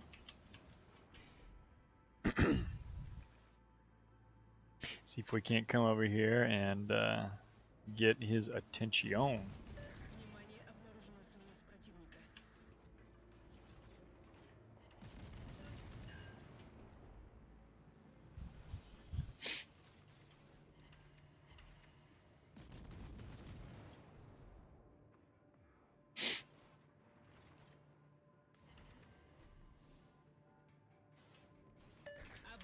Okay, I'm gonna radar the Henry or the Minotaur. I mean, excuse me.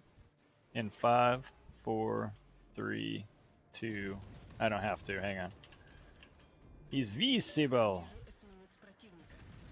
I was still getting ready, and he was clearly visible.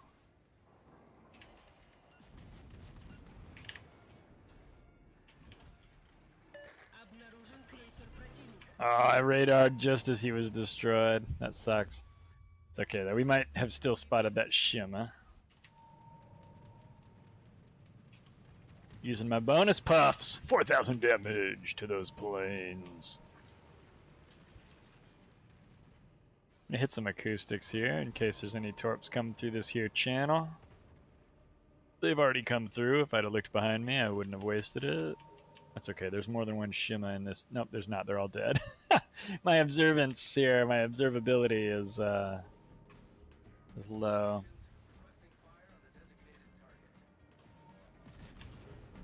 I step out broadside in front of a Yamato. Oh my gosh, you guys. Such foolishness. Gee, that could have been much worse, quite frankly.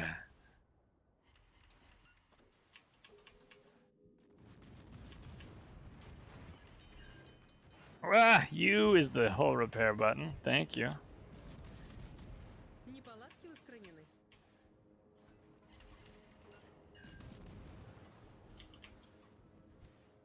Okay, let my jaw hang slack here as I try to figure out how to get out of this crap situation that I've put myself in. Frankly, I am impressed how the Nevsky is holding up against those big old Yamato guns. Oh, sap!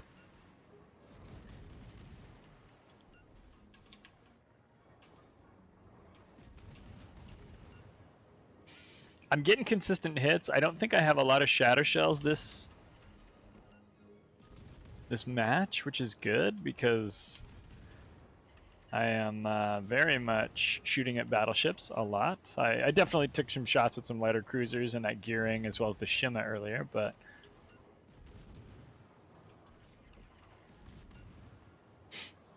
I guess I had a Kaba battle. I was thinking about, am I gonna not get my 6-figure damage this time? I had a Kaba battle where I did 99,000 damage, so it's only 6 figures if I round up.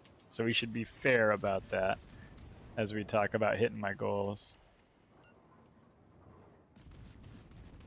Yeah, Henry caps. Вижу линкор противника. That ship caps.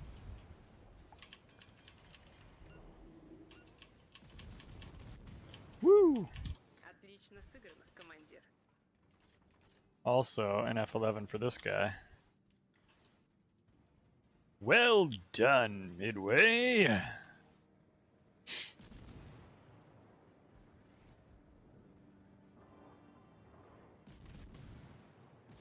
Gotta get 34K. Вижу крейсер противника.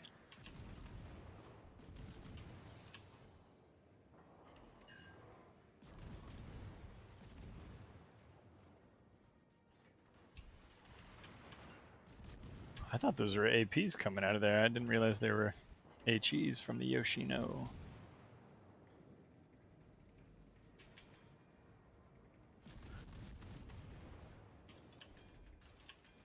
Обнаружен линкор противника.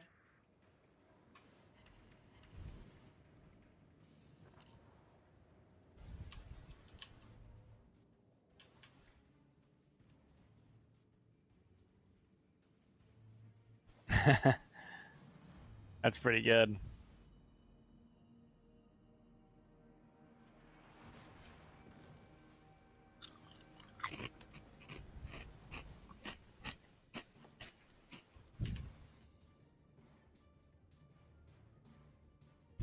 Yoshino's trying to get away from me. Nevsky ain't having it. We're going in, boys. Let's get in there.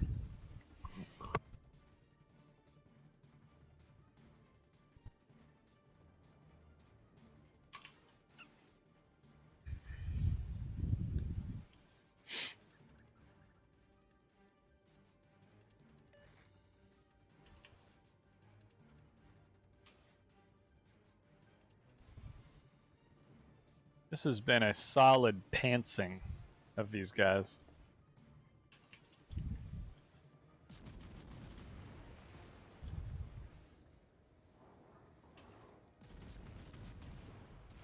Or de-pantsing, as some like to say.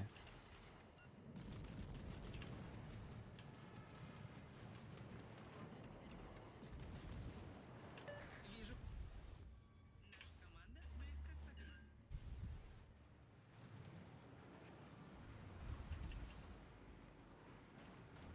Whoops, that's not what I wanted to do at all.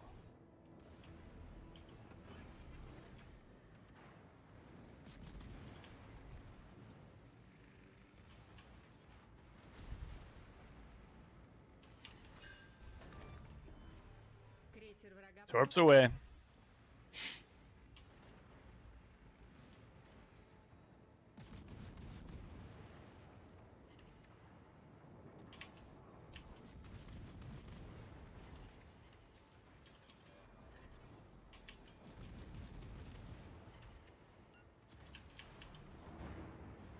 Good night, Curvehurst. Sleep well with the fishies.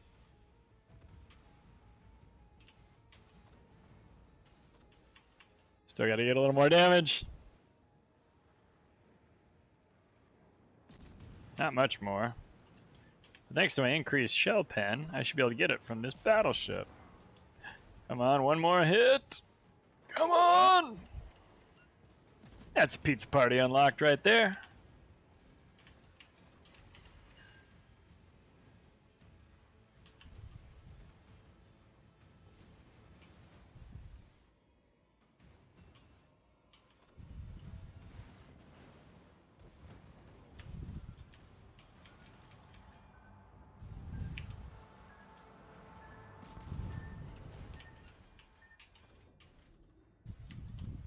Woo! Getting ready to lay down torps on that Yoshi too. That was a fun battle. Listen, things have been fun lately. I don't know what it is. I've just been doing really good. Crazy, dude. Ooh, research points. Oh, nice. 108k in the Nevsky. I mean, that's pretty solid too. I'm not disappointed by that at all. We have a few screenshots. All right, let's real quick, whilst I'm thinking about it, we're gonna go grab a couple of those replays and put them in a safe location. I haven't made a play-by-play in a while, and frankly, I've had some pretty poor games.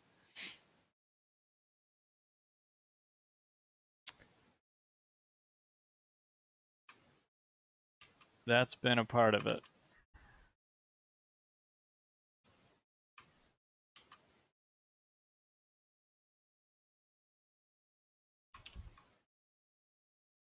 If you guys will hang with me.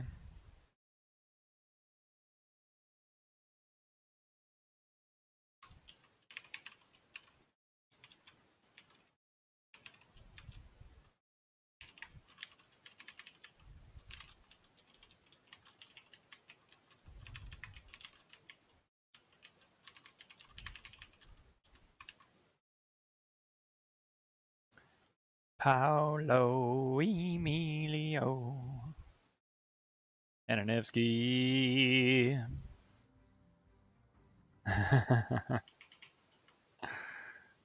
75k is a solid number. If you can continuously do that, you're not going to be the reason your team's losing at tier 10. That's okay.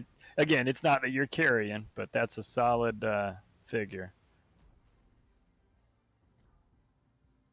All right, so Nevsky, let's talk about how that went. I felt like I didn't get a lot of shatter shells. In fact, let's go take a look real quick. Does it say under detailed report here? I thought it told me. I know it doesn't game when you control and hover over. 6 fires, which is a good number of fires, but again, I had 159 hits, right?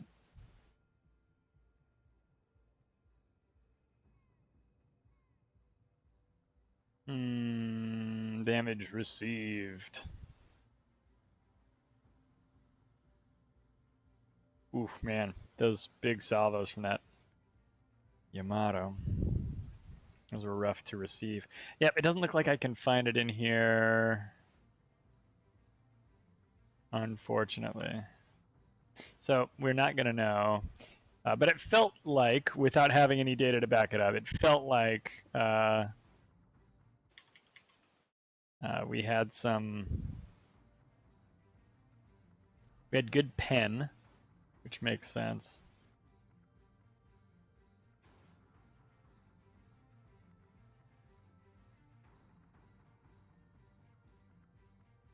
Oh, right. It's because I put a concealment expert back on. Well, I was trying to figure out if I could see how many shells I had that shattered that match. I couldn't find it in the detailed report. Oh, is that on the main screen? You just hover over your shells, isn't it? I think you're right. Yeah. It's just right here. This is what I wanted to see. I still had 50 shatters, so that's more than I thought the number was going to be. It didn't feel that bad, but 108 pens. I don't know what normal is on this boat. It might be that this is better because of that extra 7 millimeters of pen. I figure it must be. But there's a lot of things that have like 23, 25 millimeters of armor, and a lot of things that have 50, 75, 100, 300 millimeters of armor, kind of depending on what you're shooting at on a battleship. So I don't know if 37 is a magic number that gets you over certain humps, but I think with some of the power creep, some of the stuff we're seeing with Soviet cruisers, that kind of stuff, I don't think that you're going to be sad you have an extra 7 millimeters of HE shell penetration. So that's something I'll want to think about and kind of monitor. Scott says 37 is a big deal. It didn't used to be. A lot of the decks used to be 25, so my 30 that I had before would have been fine.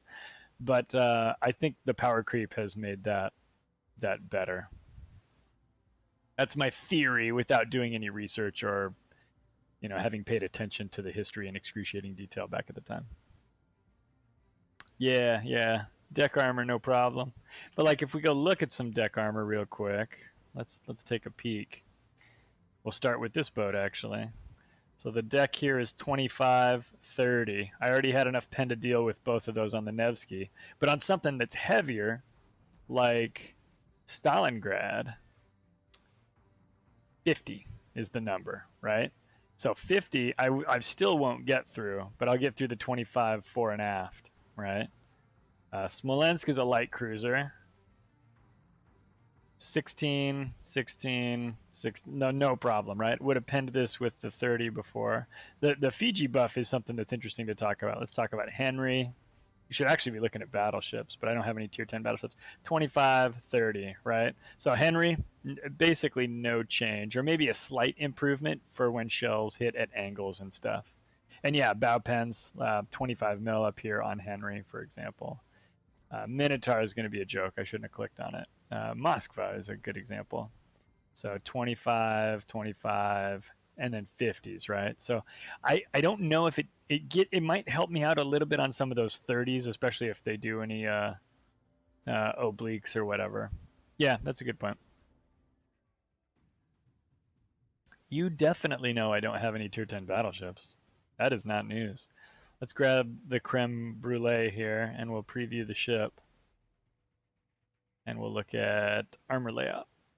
So 60, 32. Now here's a situation. This is what Scott was just talking about. Bow and aft of the Kremlin, 32 millimeters. Something I wouldn't have been able to pen with the Nevsky's HE before, but I can now. Now, a lot of times I'm going to be shooting at this superstructure here, which means anything that lands on the deck here is still going to shatter. That's where a lot of those shatters probably came from.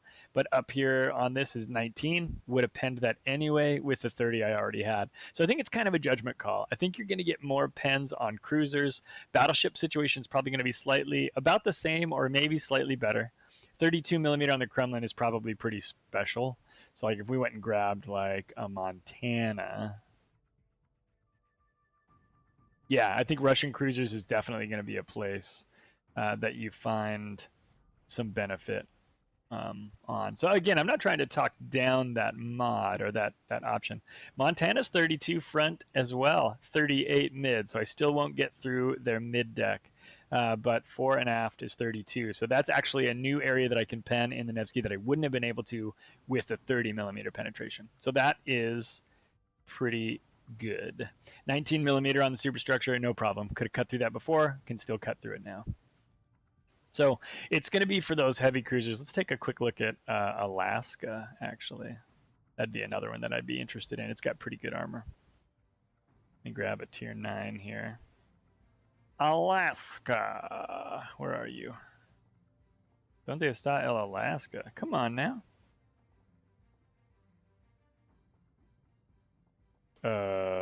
Should be right here. But I guess it's right here. It's not marked as a favorite boat. Come on, you guys. We love the Alaska here on Clyde Plays. Ooh, now this might be good. 27 fore and aft, which I could have penned before, can still pen now, and 36. So now 1 millimeter more pen than we would have had before, or one more than we need, I should say, to get over the deck, to get through the deck armor. So there's some possibilities there that we can get some penetration we wouldn't have been able to get before with our HE shells on the Nevsky. And yeah, Scott is pointing out on the sides, right? Bows 27. Right here at the armor belt is 28 up top. Although I bet you if you peel that off, this stuff in here is going to be another 19 or something, right? So you won't be able to get into the Citadel, but if you can get in past that casemate 28, you'll be in good shape. On the Alaska. Alaska's tough to pen, though, even with a battleship, so we got to acknowledge this. 229 millimeters on the armor belt. You're not going to get through that with anything that the Nevsky's ever even heard of, let alone things it's equipped with. So anyway, a couple of things to look at and think about when you're talking about taking that increased pen. That data used to be harder to find. Years ago, you had to go to a wiki, or you had to go to somebody's website who's trolled through the game files. Nowadays, you can just hover over this and see what your millimeters of HE armor penetration are. So 51 is the number here on the Alaska, for example. All right, I think we got time to set up one more captain and play one more game. I'm going to collect a Twitch container. Hey, Da Vinci, how you doing? Welcome to the stream.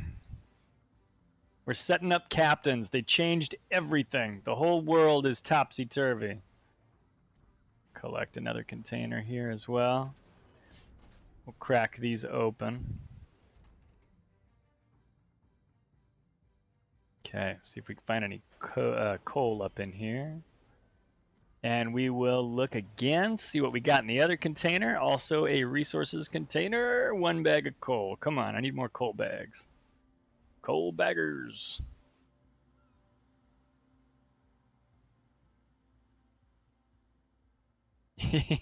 Yeah, I watched some of Da Vinci's stream last night. If you're not subscribed or following, consider it. World of Warships Legends is interesting to watch. I like to look for the differences between PC and the console version. And he ran a pretty good stream last night. For a small streamer, I think you were doing really good, dude. You had a double-digit viewers on a couple of moments there. You had up to 10, 11 viewers. It was good. So that was pretty cool. Today, I am at 4 viewers, so watch out, Internet. We're coming for you. All right, let's go pick ourselves another tier 10 and figure out how to spec them out. I think it's time to do the gearing. I think I gotta get over this. I keep backing off from the gearing. Yeah, no worries, dude. No worries. I keep backing off of it because I'm kind of afraid to get it wrong. So the gearing is a ship I only play in competitive. It's basically a boat that I will primarily play in competitive modes. I don't play it a lot in randoms because I prefer other destroyers for random battles. Some more selfish destroyers. But I think gearing's a good boat. It's a torpedo boat. Comes out of the factory with 16.5-kilometer torpedoes, which folks who are working their way up to this would maybe not expect if you're at tier 5 or tier 7 on the US line. You're not thinking of your boat as a torpedo boat. And that's how I run mine in competitive. My gearing stays very quiet. I keep my guns quiet because I'm trying to make sure that we get we want to make sure we get a lot of hits. We're out in the Pacific Northwest here, Da Vinci. So yeah, I very much make my gearing into a torpedo boat. And so that's definitely going to be a big focus of how I want to build up this captain.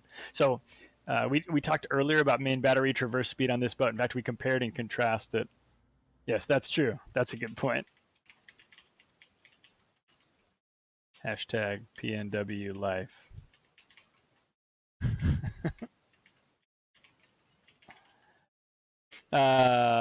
Yeah, sorry, I had to do some typing there. I decided to use the keyboard to communicate. We compared these guns' rotation to those of the Paolo Emilio, and the gearing's rotation is super quick. 7 seconds or so is the figure, 7.2 seconds versus what was it, like 20 or something on or 18 on the Paolo before we did some more modifications there. So we don't need gun rotation is the whole moral of the story. Flooding damage chance up 30%. That's pretty tempting. I'm going to tentatively click on that right now.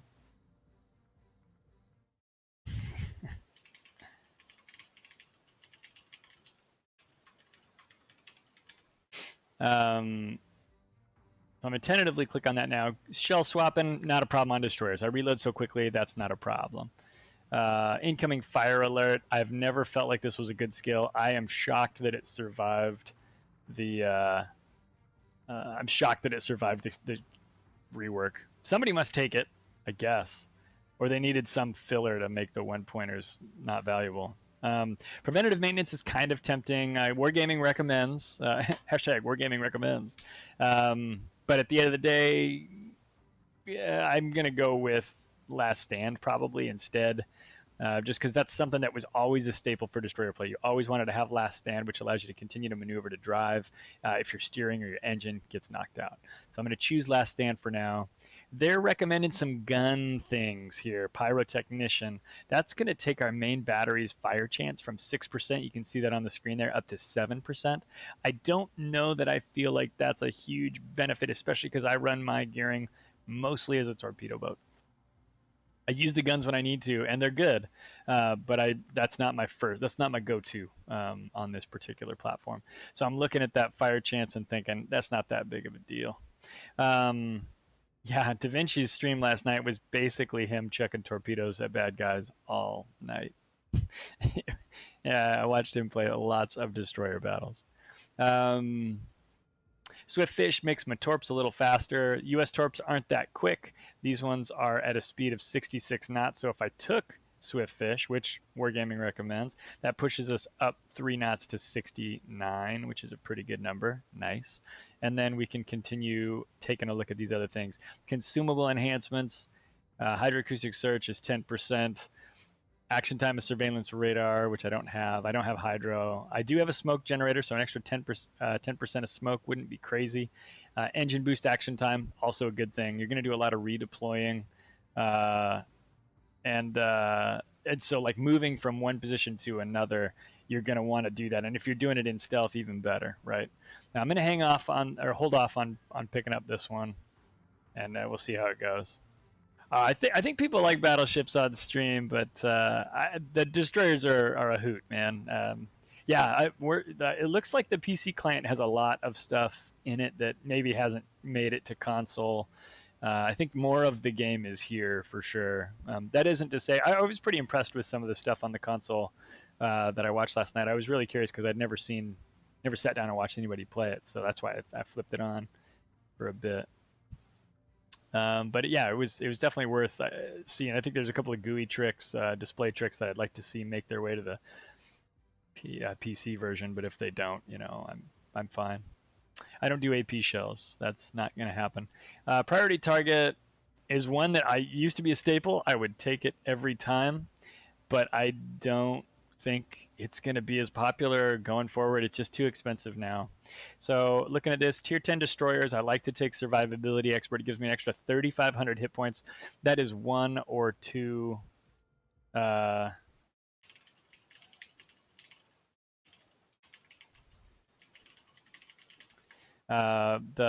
extra 3,500 hit points is 1 or 2 salvos of damage that you can take. Sorry, I was responding to chat and I decided to type it out. And that's good. That keeps you alive, right? I can take another hit from a battleship or a cruiser. Adrenaline rush, again, everybody loves adrenaline rush. I think it's okay, but I don't think it's as great as people think it is. More smokes, more speed. That's pretty tempting. Inertia fuse, extra HE pen is good if I'm going to focus down on making this thing a gunboat. And I think, honestly, with these captain skills, you could probably come through here and build a gunboat gearing, and you would have a pretty decent little destroyer. But I just think the gearing strengths really lie with its torpedoes, and it has excellent guns as a backup device, which is not always true. A lot of the other destroyers have really good guns or really good torpedoes, and then the opposite is not good. In this case, gearing's kind of good at both.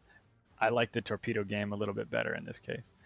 Reload time, absolutely, I want that for competitive. I am often telling my cruisers, telling my players, I can't help you yet. 30 seconds until my torps are back. So I've got 103 seconds right now for torpedo reload time. If I click on this, it's going to drop down to 93.2. So we're getting 10.3 seconds faster reload time across a 20-minute game.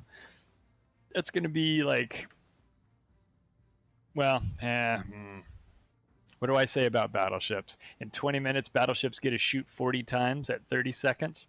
So that means you get to shoot like 13 times torpedoes at 93. And it's probably something like 12 or 11 times at 100 and something. So, you're giving yourself an opportunity for one more salvo. It's probably really all you're getting out of a 10.3 second improvement. Maybe two.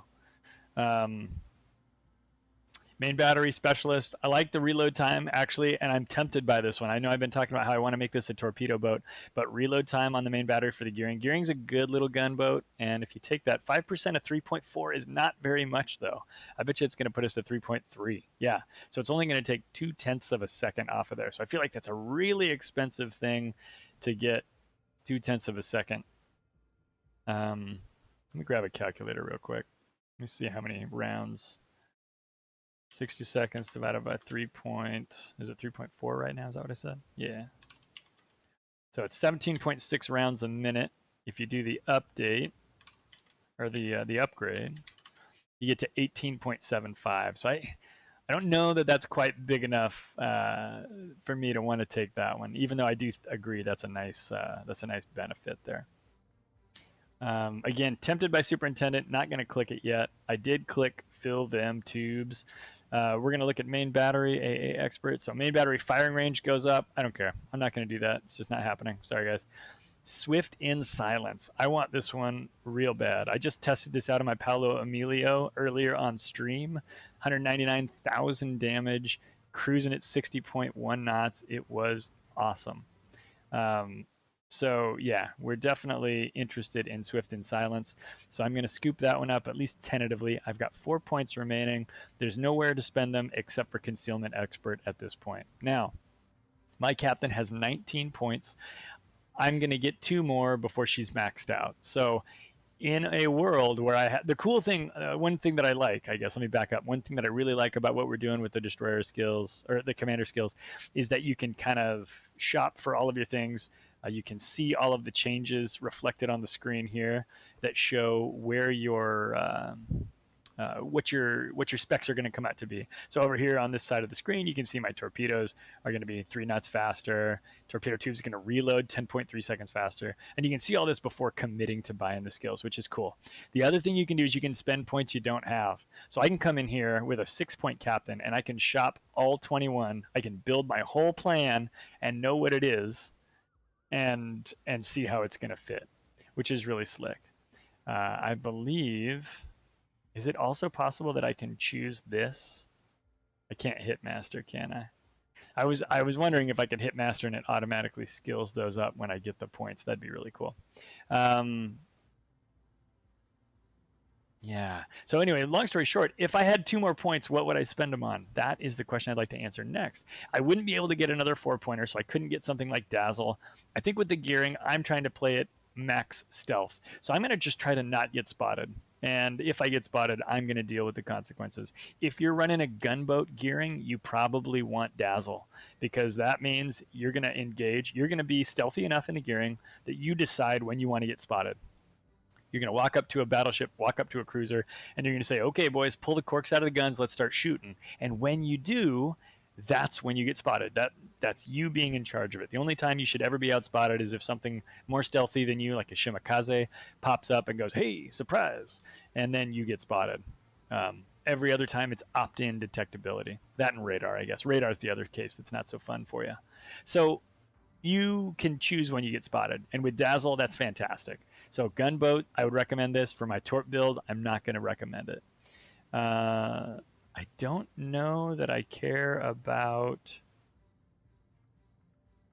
Fearless Brawler. 10% is only going to get me another 0.2. So if you stacked this with the other upgrade, the 3-pointer up here that gives you another main battery reload time reduction, you'd be down to 3.0, which is pretty fast. And you'd be pretty solid. Yeah, you know what? Scotta says this looks like my Benham build. I bet it does, because, again, I'm leaning pretty heavily into the torpedo side of things. I think what I'd probably wind up doing with my extra 2 points is maybe doing this, The cool thing about consumable enhancements on this boat is it would give you an extra 10% to smoke and an extra 10% to boost. You get two of the things here, which is a nice bump. If you're running a destroyer like the Orkan, which is a pan-Euro destroyer that has radar and speed boost but no smoke, you're going to get a boost to your radar and a boost to your smoke or to your speed boost. So any time when you can pick this and get at least two of those things, it makes this skill really nice. Some of these boats, I wonder if there's anybody that has three of these, like smoke, hydros, and engine boost, right? Like a German destroyer has all of those things. So your T61 captain, your Z52 captain, your Z23 captain, he'd be able to get three benefits out of this. And you got to think about how this one has variable value depending on the platform you're choosing it for. So if you're going to choose consumables enhancements and it's only got one, think about it twice and decide if you really want it. I put it on my Paolo Emilio earlier. It's only got one of the things, but I think it's for the Paolo and how much that smoke really impacts your gameplay. I think it's going to be really, really important. So I decided to pay that cost, whereas on this boat, I'm going to get two. On my Z52 captain, I'm actually going to get 3 perks for 2 points. The cost never changes. It doesn't go up or down. So that's a thing to think about. But I think that's probably the one I would pick when I get my next 2 points. So I'm going to deselect that. I am going to master these. Scott has went to check his Venom. I'm kind of curious what he comes back with. I'll leave it up on the screen so he can see them.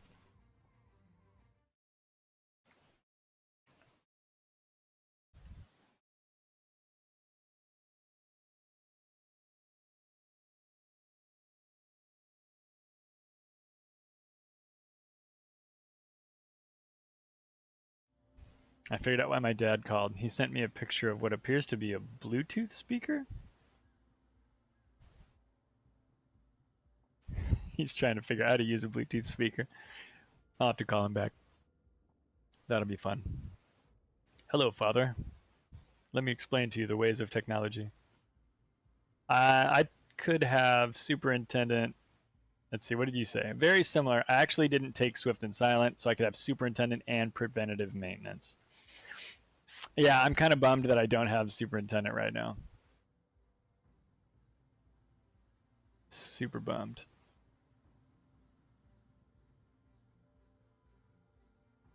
Yeah, now that you remind me of that, I've got to think about this again. Is this how I want to live my life?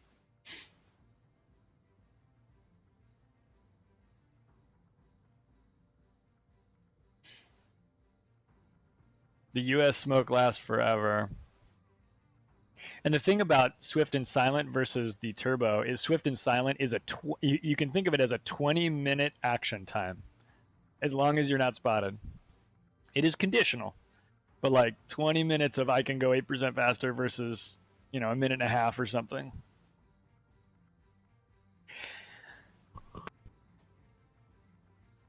Excuse me. I think I'm going to try this. It normally, DaVinci, it does cost to go back and change. Right now, for this entire patch, they've made Captain Respecs, they've made them free for this patch. So you can spend, I think, fun bucks, real money, like doubloons, or you can spend non-real money currencies to reset it in the future. But right now, it's free. So I'm going to give this a try, and we're going to go out there and try to kick some butt. Oh, she's so torpy. Okay. I literally, this whole stream, we were going to have played for over 2 hours, and we will have put 3 boats together. I should just upload this whole stream to YouTube, because I think, I don't know. It'll probably be kind of boring for people, but I think it's a good stream, and I think it's somewhat useful.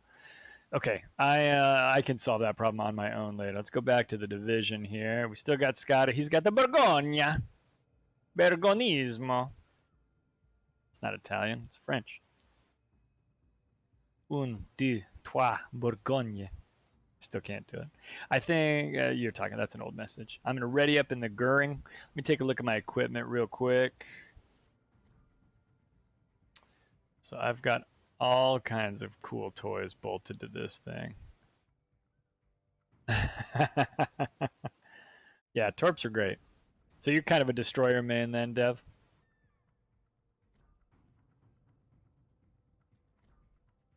I probably am too, although I've been playing more battleships than usual lately.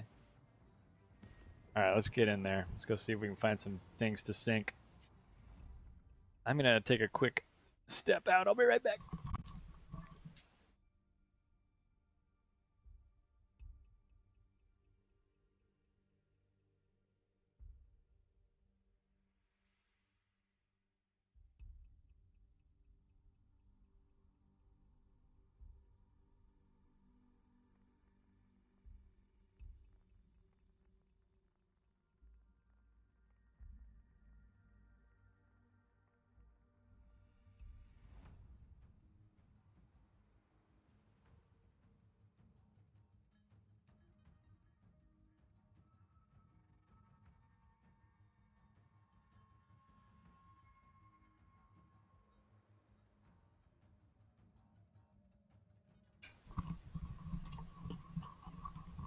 Alright, pardon me.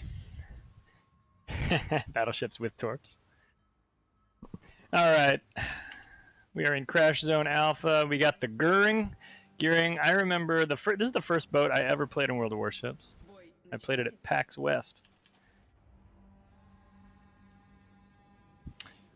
Yeah, it's got these big wide turrets that I think look pretty cool. And an American flag. Alright, boys and girls, let's go play some boats.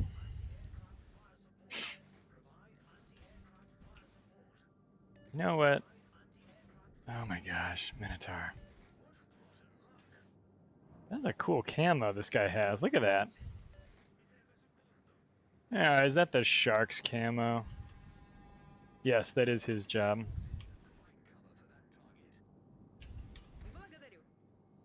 I guess I'll thank that guy. Z52 over here. Tier 10 German, baby. Harugumo.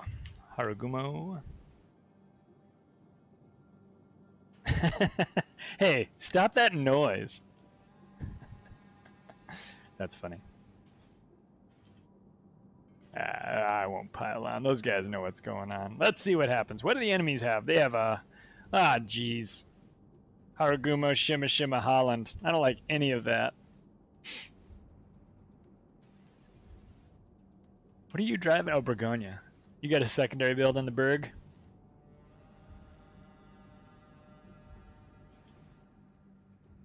Venezia is out there doing donuts in his Ferrari. What's the matter, you? What's the matter, you? I'm in my Venezia. Okay. I got company in here. Punch it, Chewie. Alright, so I'm getting skinny, putting my butt towards the center of the cap. Because I don't want to give those torpedoes a good broadside to catch because they're likely coming. I've scared away the other DD. So our DDs are all like gunsy murder boats with the exception of our Shima. Theirs are all sneaky sneak boats with the exception of the Harugumo. Holland is kind of a hybrid, I guess. He does a little bit of both. But we're in a pretty good way here where like me and the Z52 could probably blap the crap out of a Shima. But if they catch us with torps, we don't have a chance to even, get any gun work done. I'm going to run down and back up Alpha, I think. I think I'm going to go towards Alpha. Less acoustics down here.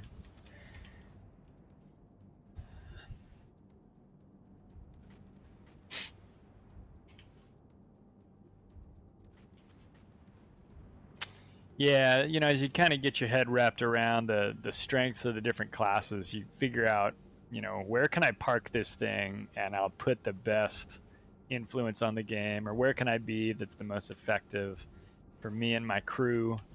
All of those things become kind of important to understand.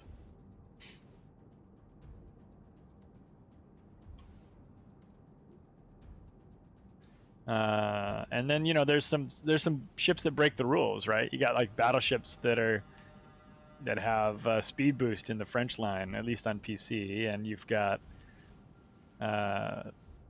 battleships like also French battleships that have reload boosters that shoot fast, and you've got destroyers that don't have smoke, and you know, destroyers that do have hull repair. When they first launched the Russian line, that was a big deal because my torp still goes 16.5. So I used to have a total mind jumping to a new train of thought. I used to have a speed boost that cost me 20% of the range.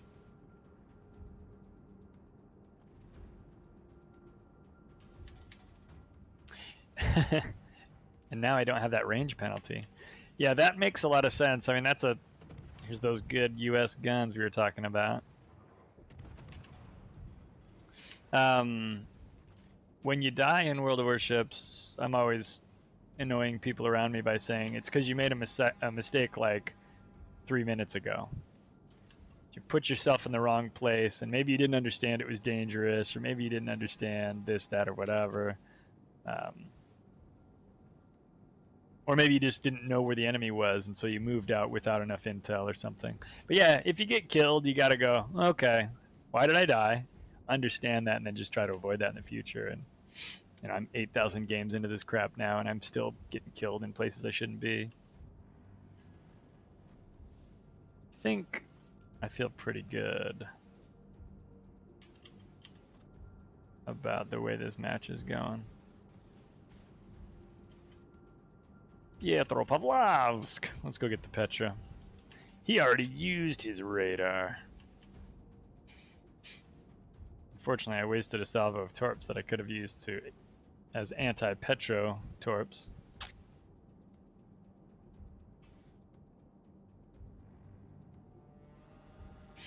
It's a deceptively hard game, Warships. It's you don't have to be good to have fun, but I wonder where that Petro is, you know? And I wonder if this is gonna work. Hopefully you guys like quick, decisive, and exciting action. Oh no. Yes, I stayed just outside the 2.5.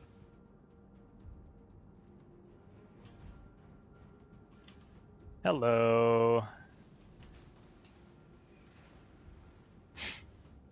Or 2.0, I guess.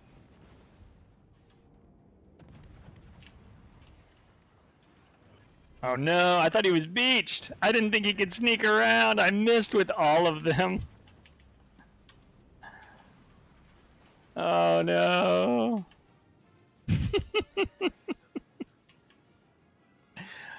Oh, I guess I chased him into that other guy's torps. That's cool.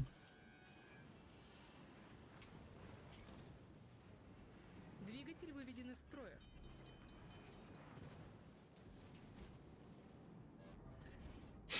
Let's put those right on the lane.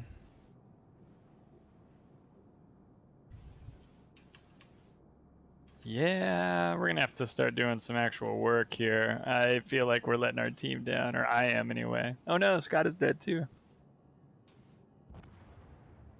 Отлично сыграно, командир. Oops, that was meant for my team. I didn't mean to give a snarky pub chat well done. Ooh, got 3 on him.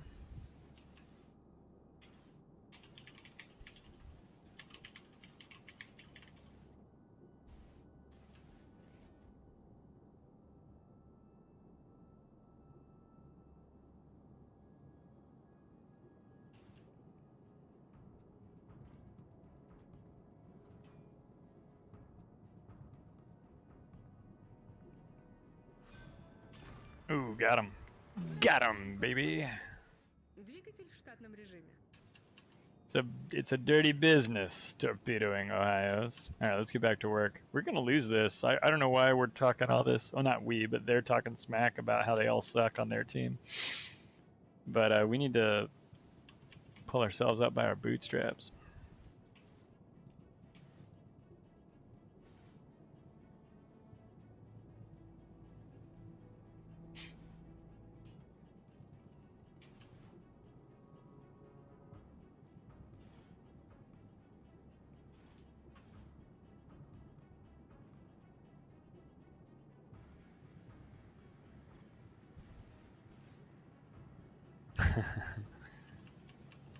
Get up in there.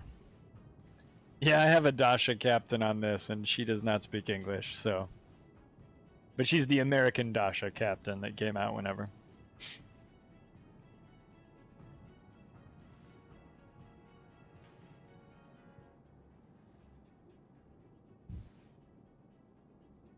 It's risky business, or Ruski business. Okay, so they got a nice line formed up there, and our guys are not well positioned to counter that.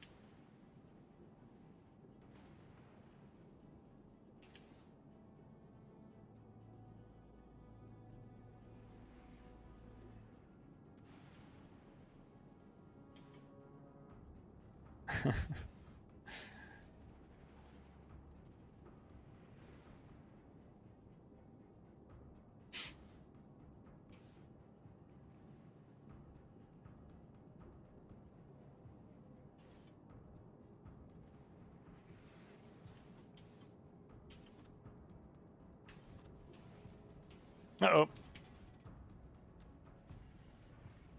Holland. Вижу линкор противника. Дымогенератор запущен.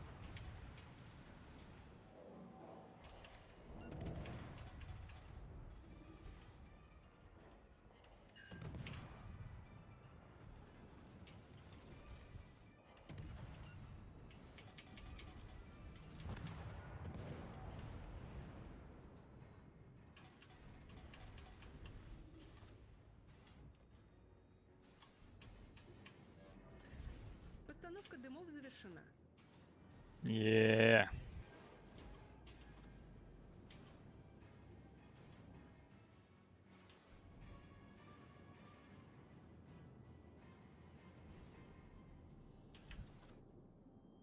All right. I'm all quiet. I've been running this one for a little while, maybe a month or so, or a couple months maybe.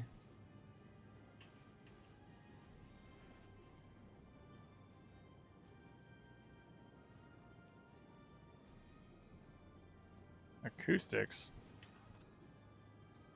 What?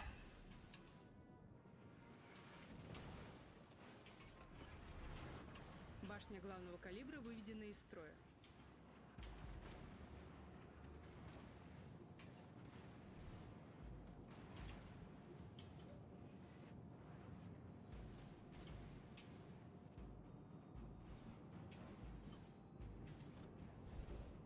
Yes, excellent. Okay.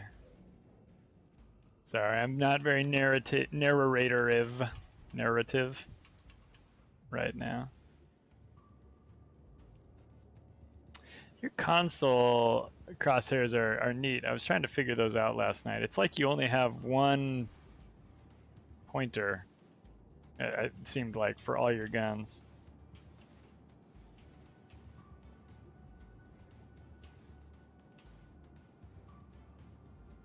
What's going on? We have an okay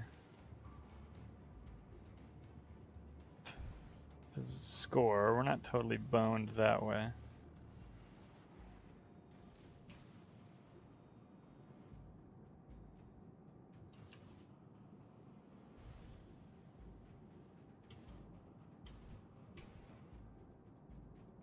Сфокусировать огонь на вражеском корабле.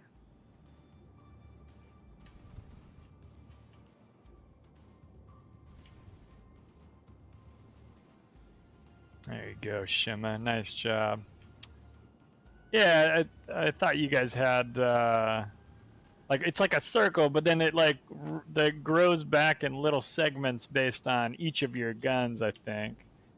But like I've got like a circle for each gun. Maybe I was misinterpreting how your guys' thing worked, but I was kind of doing two things at once yesterday, so I couldn't really pay a ton of attention.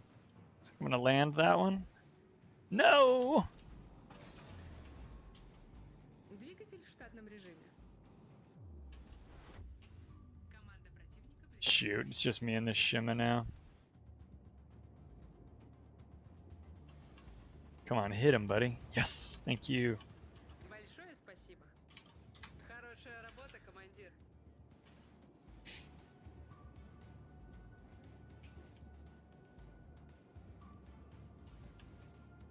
Yeah, 100K is great. I got 69,000 right now.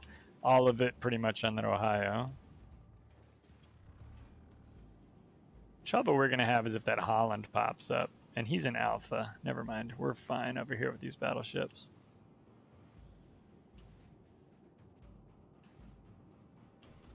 Команда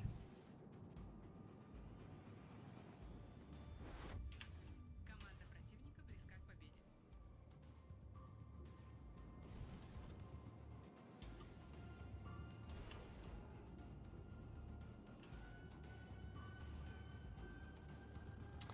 They also have another DD that we've never seen. There's Shima with 4 kills. Бою осталось 5 минут. Okay. Our Shima just about got another kill on me.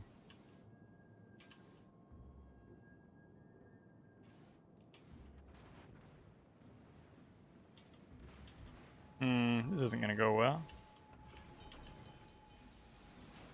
Of course Holland is back. What a douche. Неполадки устранены.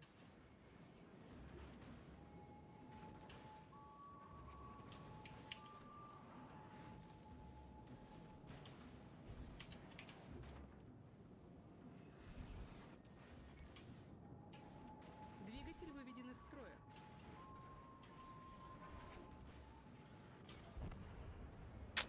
Yeah, I didn't have many choices there, folks.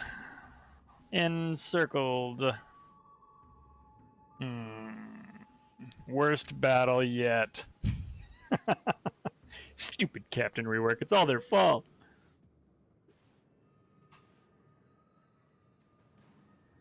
All right, Shima, it's up to you. Okay, cool. Reverse. That should work.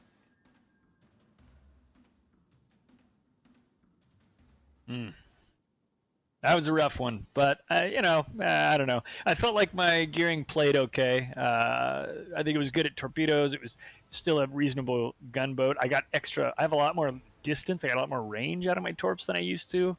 I had to give up a lot of range, 20% of my range to get that 5% speed boost before. I gave up, well, I didn't give that up. I gave up different things as a result of the way the captains work nowadays. So here we are, right? We're all good.